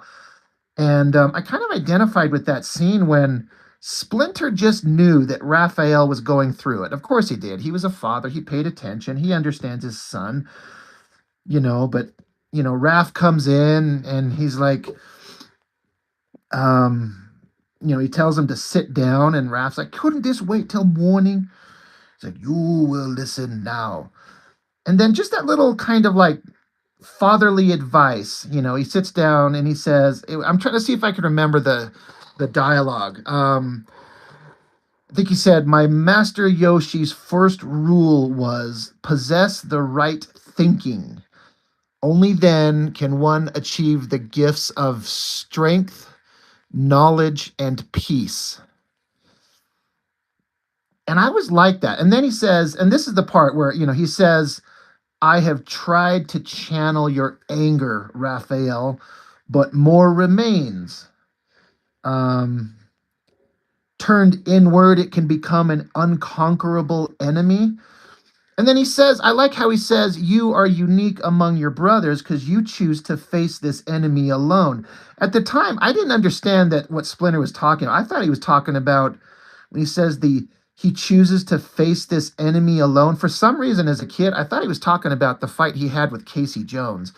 I didn't understand that he was talking about the enemy, even though he said it plainly. Anger turned inward will become an unconquerable enemy. I just thought that whole scene where Splinter was just having a little private moment with like the one kid who really needed a private moment. And Raph was in tears, like he was crying. And like that was me as a kid, you know? I just loved that whole scene. And I don't know, it was just going through my head the other day. That whole little speech in a fucking Turtles movie. There's this sweet little scene between the giant ninja master rat and his giant mutant freak green turtle son that like resonates real human emotions. I'm like, oh, that shit was so good. That's why these things work. All the ridiculous stories and stuff, but the best ones have moments where you kind of connect with it and you're like, ah, that's really good. I like that shit.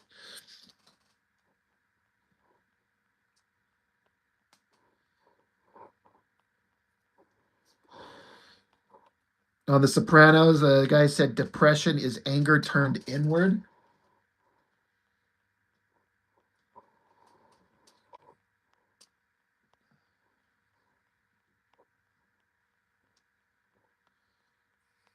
Let's see, where's that?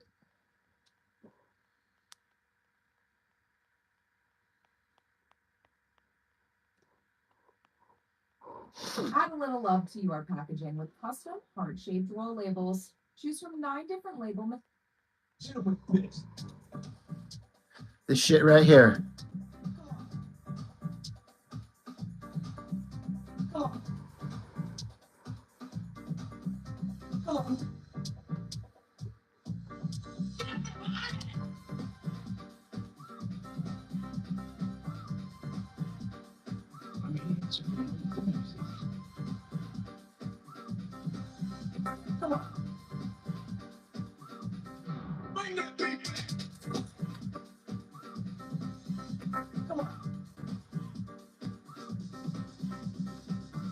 Yeah, anytime is all right. Wait, you need it like they can't do it. Listen to what they can't have to say. Cause you know it's too damn straight. Can't wait. Gotta get on down before it's too late. And even if it would be my friends, just tell them the way they go. You want the else to keep your ears on. They go bring up to your head. It's all up to the individual. This reaction is typical. Sometimes you get snapped up with it. Let that bitch go stuff you. Bro, man, I'm going to screenshot that so I can later.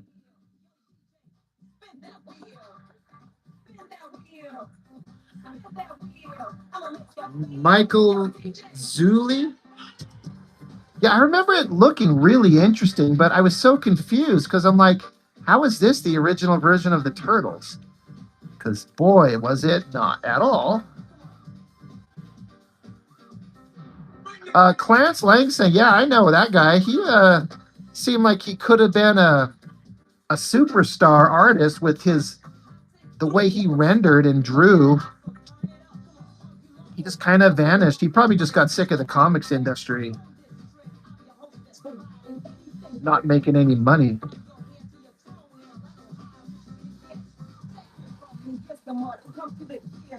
What's this? But yeah, Clarence Lang saying he drew the Darkness, Witchblade, Predator, Aliens book.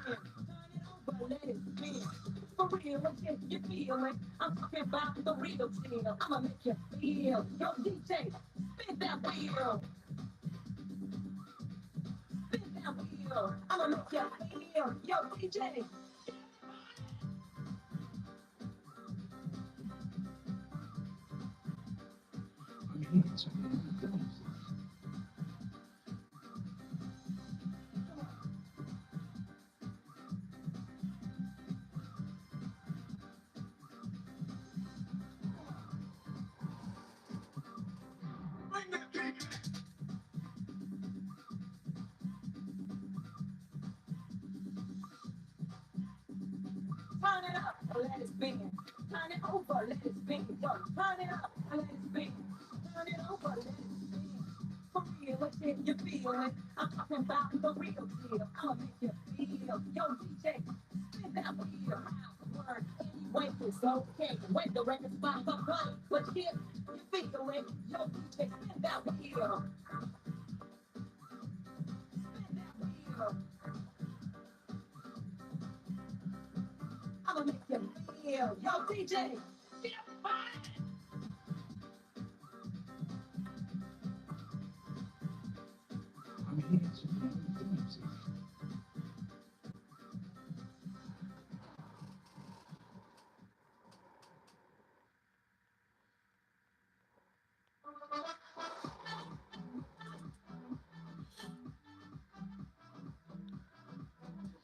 congratulations. Yeah, Sheldon, he was really good. He had a very beautiful rendering style. I'm trying to think of like a name to kind of like he was like this, but he drew very, very well. Like a guy who studied life and understood lighting and shadow and reference and all the things Liefeld never studied or looked at even once in his life. Um, he just never really took off. He got a chance to do a couple of big things ish, relatively speaking, at Top Cow. Yeah, I liked him, but he never quite took off. And maybe if he would have stayed in the industry, maybe he would have.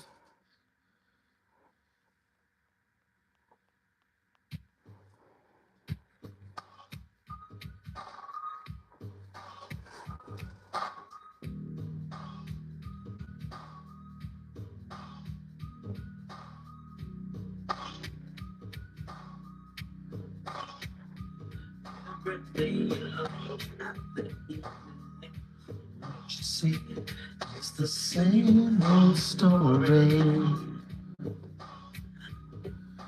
Depressing information always hits you in the face.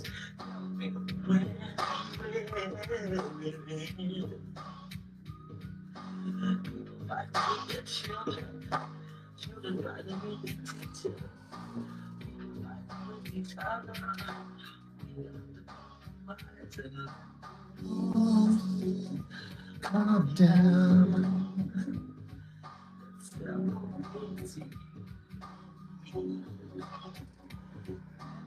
Ascension 1/2. I don't know if I ever saw that.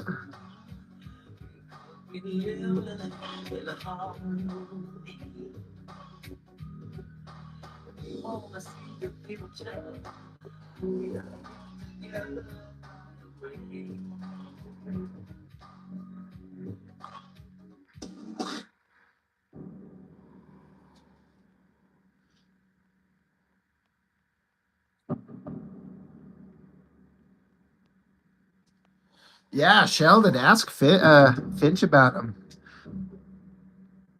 That would be awesome. It'd be nice to know, like, doing this channel that I've started. It's brought up several artists that were out there for a while, and then they just kind of vanished, and kind of want like stop thinking about them, and then you're like, oh yeah, what did happen to that guy?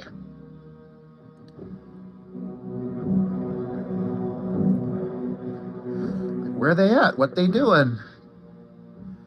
Like my buddy who shows up in the chat on occasion, Ginger Bear. His name's Jason. He actually works with and sits, relatively speaking, right next to Chap Yap from Extreme Studios, the guy who did Team Youngblood. He's like, I know him. He's like, I talk to him all the time. He's like, he is not interested in comics in the slightest anymore. He is so far done and removed and gone. I said, would it be out of line if I were to ask you to ask him if he'd be willing to do a sketch for my comic? And he's like, I'll ask him. I'll test the waters and see what he says. And he eventually told me, he's like, I didn't ask him, but I kind of inquired what he thought about if he ever wanted to get back to doing something. And he was like, Chap's got no interest. He's just done with it. And I'm like, that's fair. Don't bug him then. Like, you miss 100% of the shots you don't take, right? I'm like, oh, how awesome would it be to get a Chap cover? Never happened, though.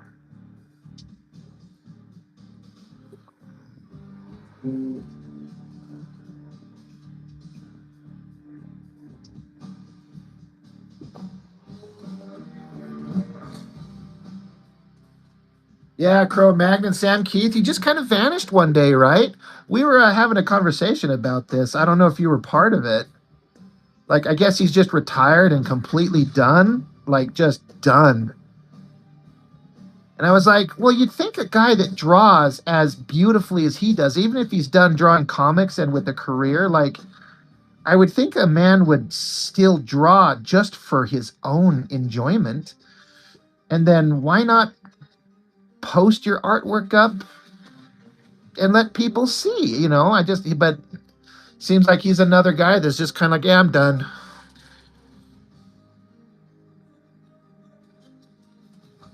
Right, Sheldon? Right? And that's where I feel like some people are just built differently.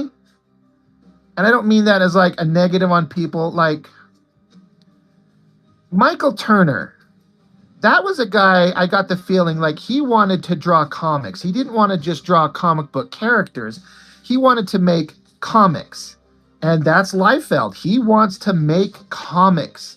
And some other people are just like, they work in the comics field and they get lucky doing cover work or whatever, or they got out of the business because it's hard to make a living, and so they go and do ad work or storyboards or whatever. But some people just have to make comics because they want to make these stories, and that's me, you know.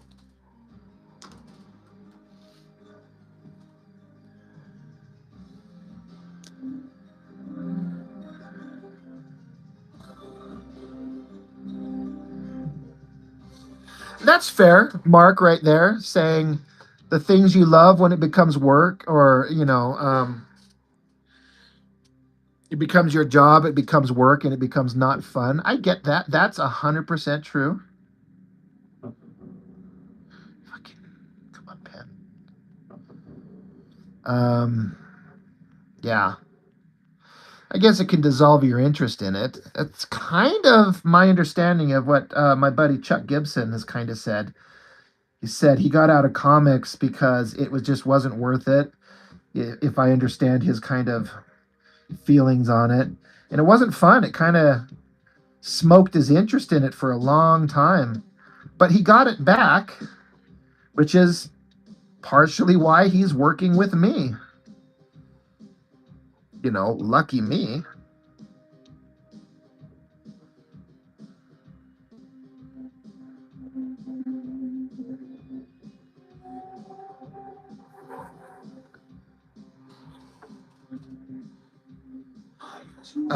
Batman Max came out a few years ago. I don't know. I didn't know when that was made.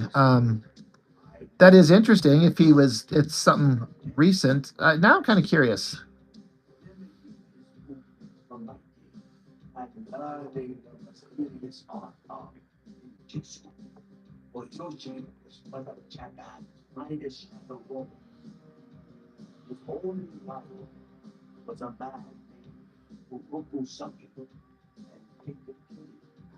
All things more fierce for the love of a woman. And she's done only for my master. Rather than see him fight. Yeah, Grant, you can see how doing a monthly comic would suck the life out of you. Yeah, I mean, I guess it would suck the life out of you if you're not in love with the story that you're telling, whether you're just a hired penciler, you know. I imagine you'd find a way to get enjoyment out of it if it's something you're passionate about, but if it's something that's just a gig, but some guys, and maybe that's the is that what Ed Piskor would meant when he would say jobbers, artists who just draw whatever because it's just a job, versus the guys who make comics because it's a passion thing? Besides, some wasted no words. My door is a struggle, my gaze was broken. I begged to suck his face, but I didn't ignored. But he moved me to the floor. I took one strike with his katana, sliced in my ear. He was gone. I was alone.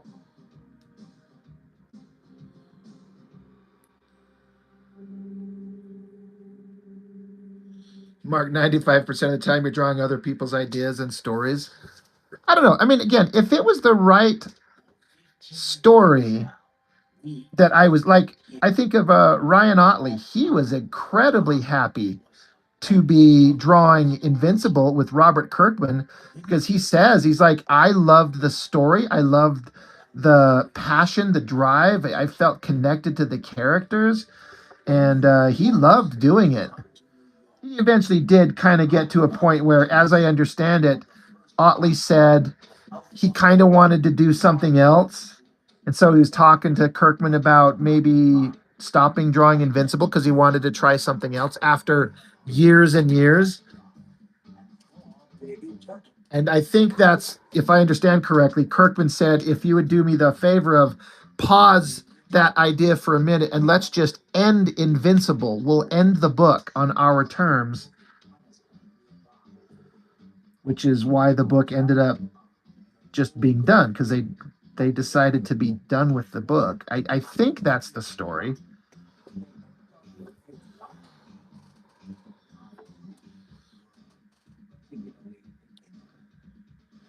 Yeah, Bill Watterson, absolute genius, but he's a cartoonist, not a comic book artist. Them cartoonists can make millions and then retire. Yeah.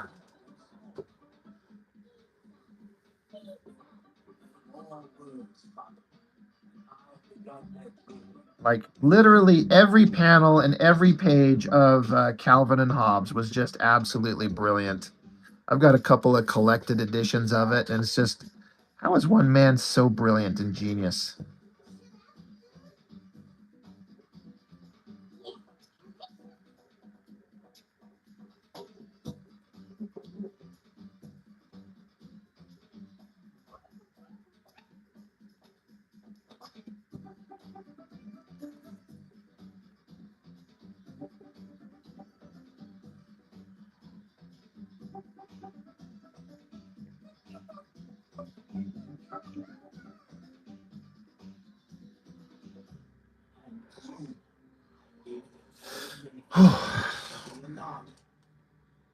Michelangelo, Donatello, Raphael. I don't know, Grant. I mean, does he need to have a hit? Because he's got Walking Dead and Invincible, like two of the biggest things in comics ever. And I know you don't mean otherwise, but I'm like, I don't know that I'd like, I'm going to be looking at Kirkman and be like, do it again, motherfucker. When you've been lucky enough to have one hit series and he's got two. Um,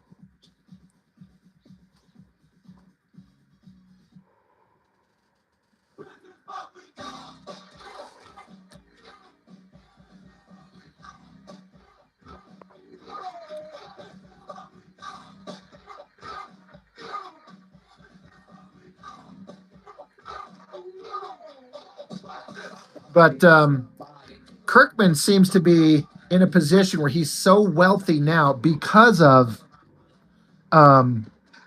primarily The Walking Dead, that he can just do any damn thing he wants, and he's not putting his financial interests on the line because he's already financially stable.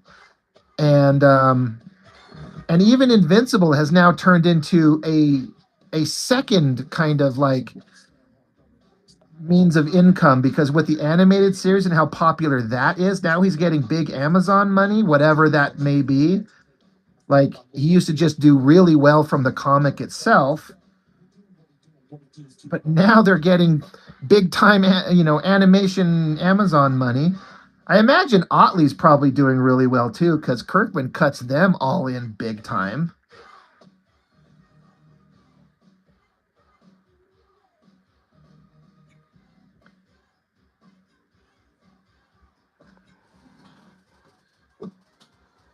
And yes, Battle Beast and Skinbreaker, not Piercer, same thing. They seem to be doing really well, and I think they would be successes the likes of which anybody would want to have. But again, he doesn't have to rely on the success of it because he's already so well off. He can just like, let's just make some crazy shit. He can like ask his favorite artist to work on a book at his pace, and then 8 years later they put it out, and Kirkman can just it doesn't bother him because he doesn't need it financially to survive, so they can let it take as long as it needs to make the art, and then when you put it out, you put it out right.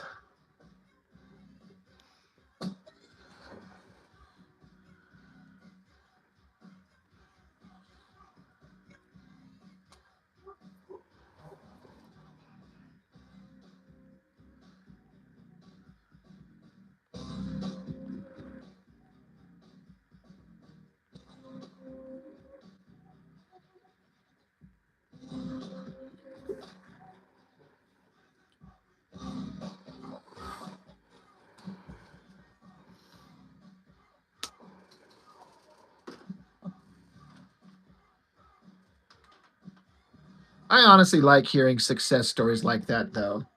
Guys like Kirkman who just hit it just right and has massive success, and he shares his success and his wealth with his artists. He's very generous, and that's awesome. I love hearing that. I mean, I would love to be in the position where I was so financially successful with a thing that I could just make any damn thing that I wanted and create opportunities for other people who want to work with me, people who I believe in, and like be the break for them. It's kind of like, as I understand it, the Mirage Studios, the Ninja Turtle guys, um, Kitchen Sink Press, is that the one where they just dumped all kinds of money into independent comic books to give them an opportunity? And as I understand it, oftentimes at a loss. Do I have that information correct? You guys are all very knowledgeable. Like, from what I seem to understand reading and hearing is that those got tangents all over the fucking place in this artwork. I got to really focus on that stuff. But yeah, they just kept giving all these artists and creators opportunities that no one else would have otherwise. And I would love to be in that position. Yeah, right, Grant? We would all love to have enough success to quit our day job. And I don't need to be a millionaire by any means. I would certainly take it. But the goal is not to be a millionaire, but to just be so financially well off that, one, I can just do my art comfortably and live. But I would love to like help other people. Like, I've ran into so many people that I'm like, this work absolutely needs to be seen, but how do you get it seen? You know what? We're going to get it out there. Going to give you the opportunity to get your stuff looked at.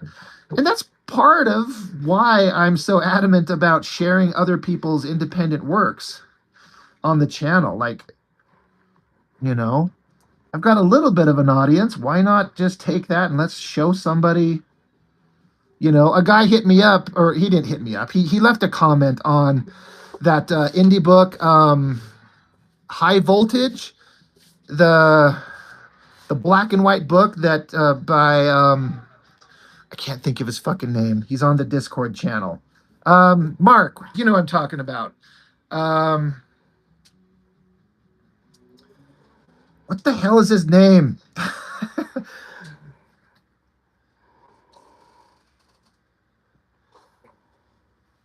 No, not Shakula. The other, the 18, 19-year-old kid.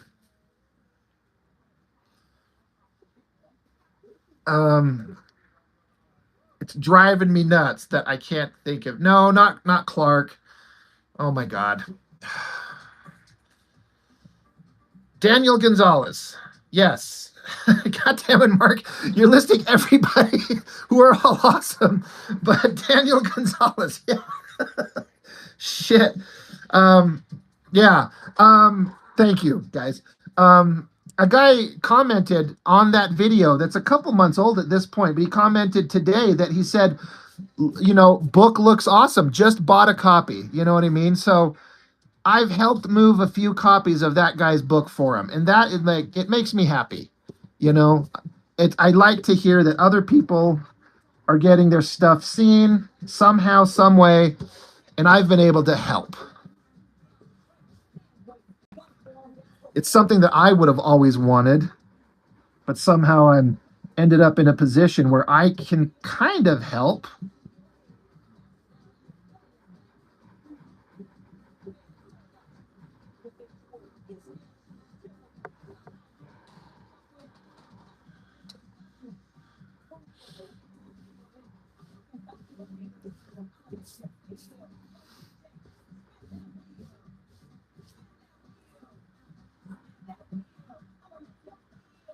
Grant, you're starting to get bummed out about the process of promoting these comic books. I know you've been on the grind for it for a while, man. You've had some crowdfunders, but it's got to be a huge pain in the ass. I haven't had to do it, but like I've said, I've kind of put myself into a position where I have a little bit an opportunity for a louder voice through my channel.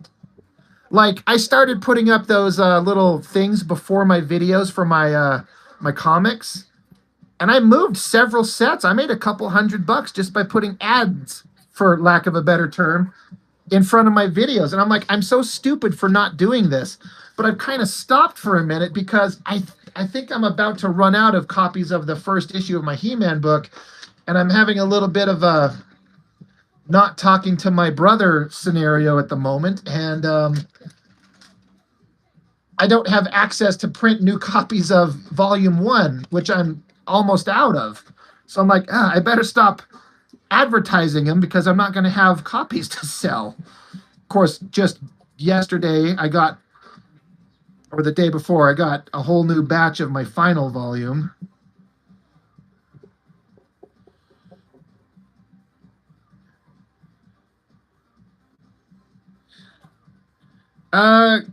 Grant, no, it won't work, but hold on. Let me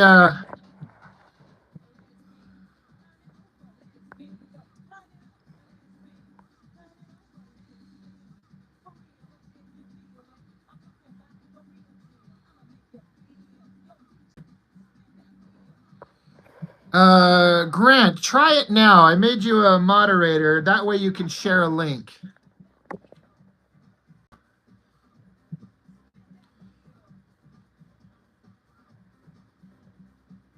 Panda, what's up, my dude? Yeah, I'm kind of reaching the end. I'm almost done with this drawing, but I just got to draw on the lower half of this guy's body, but I think I'm kind of done.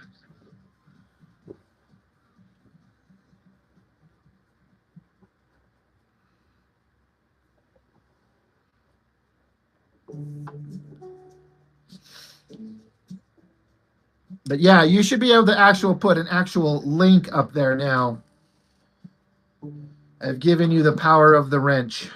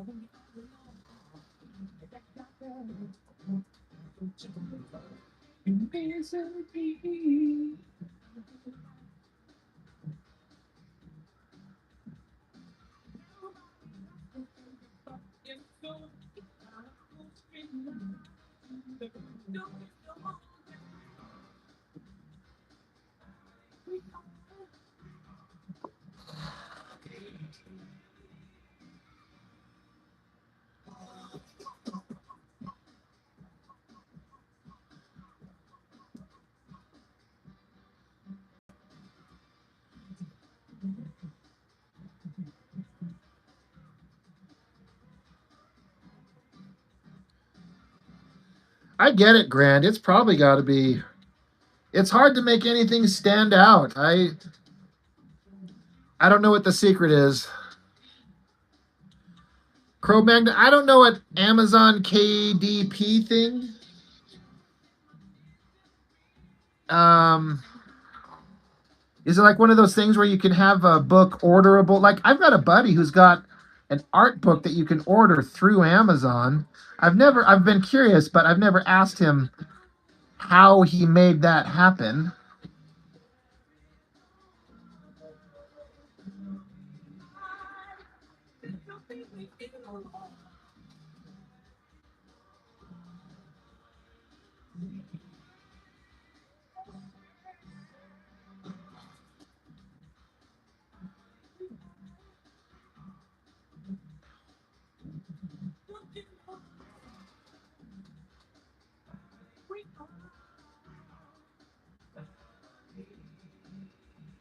Yeah, Mark Grant's been grinding on this stuff for a long time. He is a maker.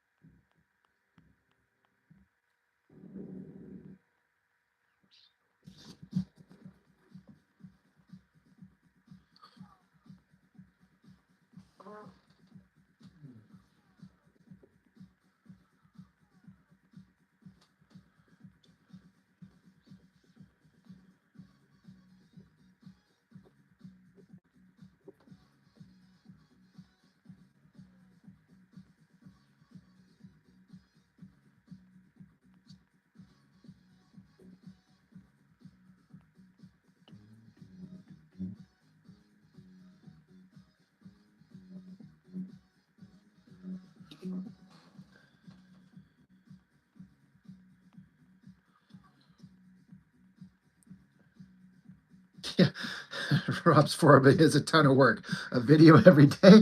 Good God. Well, part of my formula is it used to be no editing ever. I have learned to throw in a little editing here and there for humor's sake when I just can't help it. Like, I have this funny idea, I have to do it.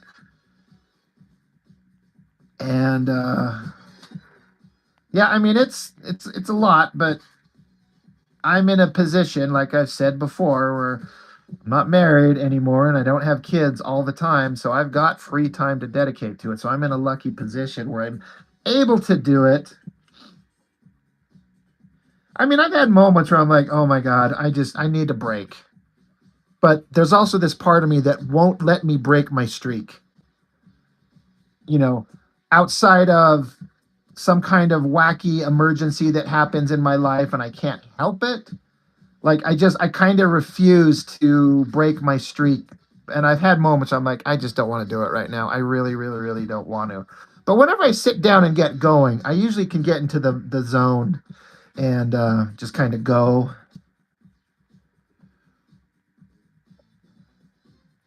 And there's also that part of me that's like, I've got creative success for the first time in my life and I'm not going to let it go.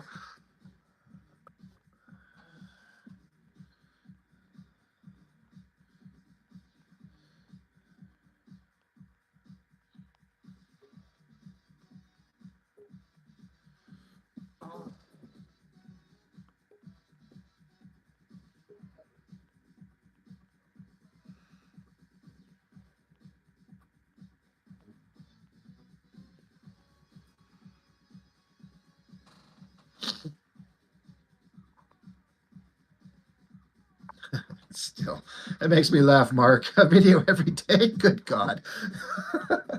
It's just funny how you put that, but you're right. What's funny is when I was doing this and I passed a year doing this YouTube channel and doing a video every day, I was actually going to stop doing them every day. I was going to just go every other day. But then I got monetized and I kept growing a lot faster than I ever would have expected. I'm like, well, I can't stop now. I can't scale it back now. It's getting going. Well, guess it's time to just keep going. And the rewards to me have been pretty fucking fantastic. So here we are. I gotta talk to all you knuckleheads. Just kidding. You all know I love you.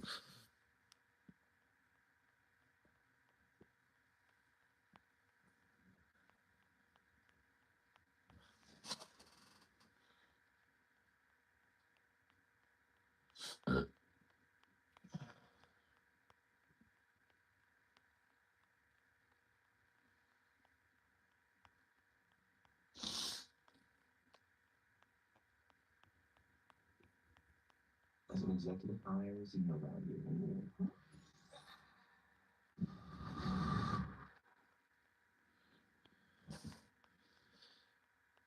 Yeah, Mark, 100%. The value in connections alone, for real.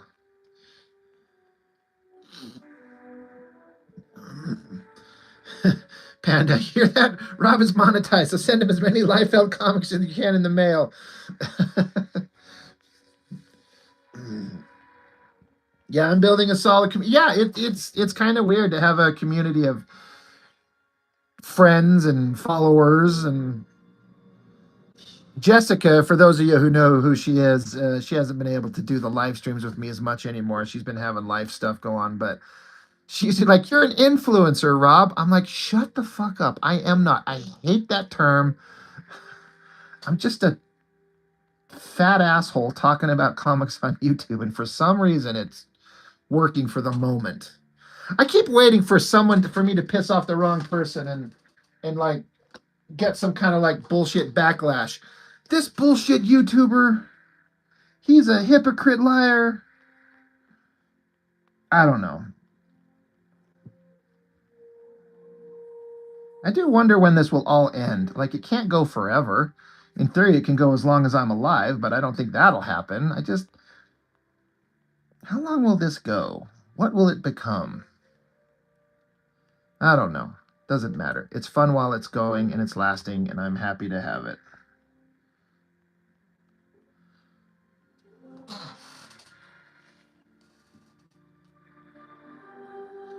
Sheldon, Panda, I can't give Rob that kind of power.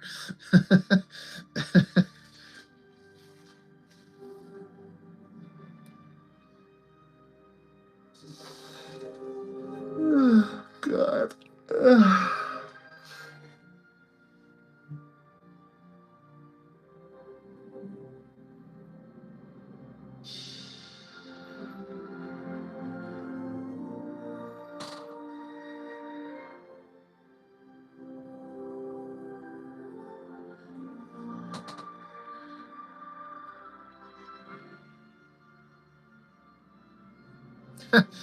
Give it a little more time, a few thousand more followers, and you'll be being enough to be getting EFAP'd on a stream where people are debating your opinions on Liefeld.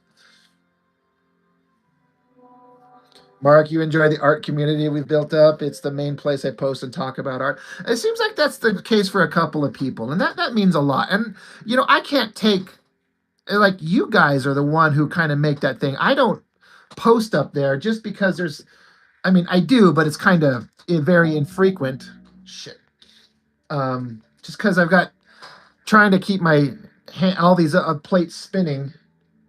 It's kind of hard to jump in there extremely often and compliment everyone's amazing artwork. I try to.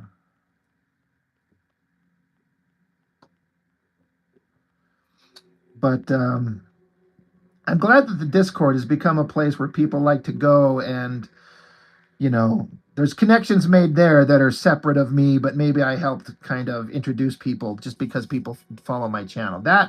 That's nice.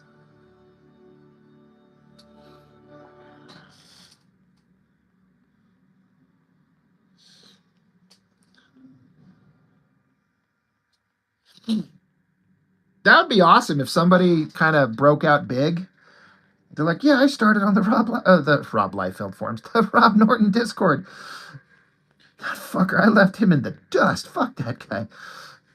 I would love to see that.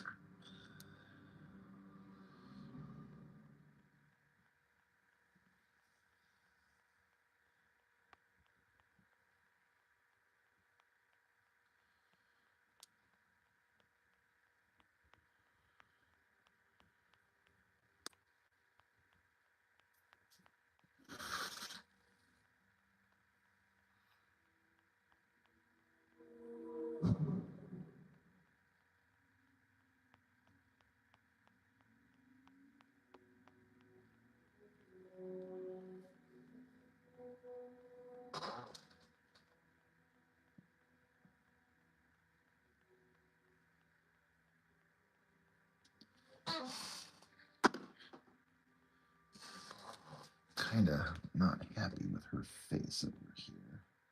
There's not much I can do about it.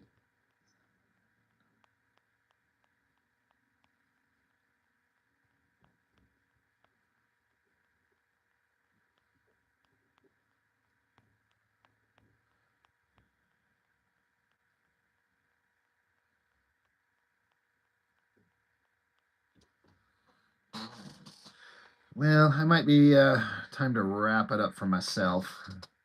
This very uncomfortable chair I'm sitting in is beating my ass. I really got to invest money in a new chair. Stay on course with Top Speakers live seminars in 2021. I should start a crowdfunder for buy Rob a new chair. Best CPT training and equipping you with fully.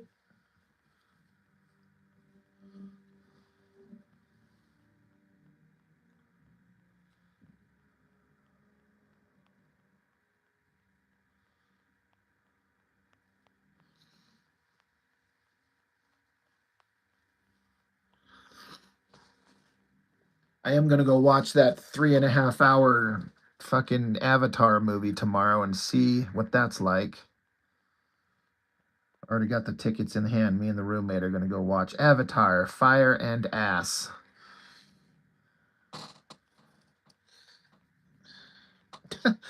Montoya and the drink. I'm just about ready to bail. I've been going for 20, 30, 40, 2.5 hours ish. 2.5. Yeah, the Avatar movie. It's 3.5 hours. So with the movie trailers, I'll be sitting in that fucking seat for 4 hours.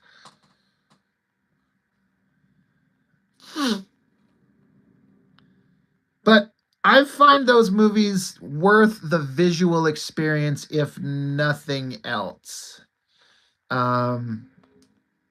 Like the most visually impressive movie I've ever seen was the first Avatar movie in 3D. I couldn't believe what I was seeing. And then same kind of thing with the second one. There, it was like it's so visually beautiful. It's rare where a movie just the visuals are enough to make you kind of go, "This was kind of awesome," even if you're like, "I'm done with the story. Who cares?" But yeah, I don't know, Panda. It's if a movie's engaging, I kind of don't care how long it is, but it's we'll see. Yeah. Avatar is one of those things, like I was saying, because of the visuals, I want to see it at least once in the theater in 3D. They're so dang interesting. I don't want to miss that at least one time. I saw the last one twice in the theater just because I wanted to go back just one more time while it was still in the theater. I mean, like I had nothing else to do at that time. It's like I'm gonna go watch it one more time. That 3D is just so good. So but yeah, I want Cameron to be done with those things so he can move on to do something else. Come back and make another awesome action movie like Aliens or Terminator or The Abyss or True Lies. Like show these directors how these movies are done. Get your head out of Thundercat Smurf Island. I'm so sick of it. But that being said, I'm about to go give him some money tomorrow. In fact, the tickets are already bought, so I've already given him money. I'm going to give the theater a bunch of money for popcorn and Slurpees. But I'm going to get out of here, guys. Yeah, Montoya. He said he's got 2 or 3 more to go. He's kind of thought maybe he might not. I don't know. I just wish he'd be done with Avatar. He really, really, really needs to be done. Titanic 2, but this time it's high action. I've said this before. There's a sequel to Titanic out there. It's called the Carpathia, the ship that showed up to save the Titanic survivors. It's actually a fascinating story. It would be a perfect sequel. But yeah, I'll catch you later, guys. Thanks, everybody.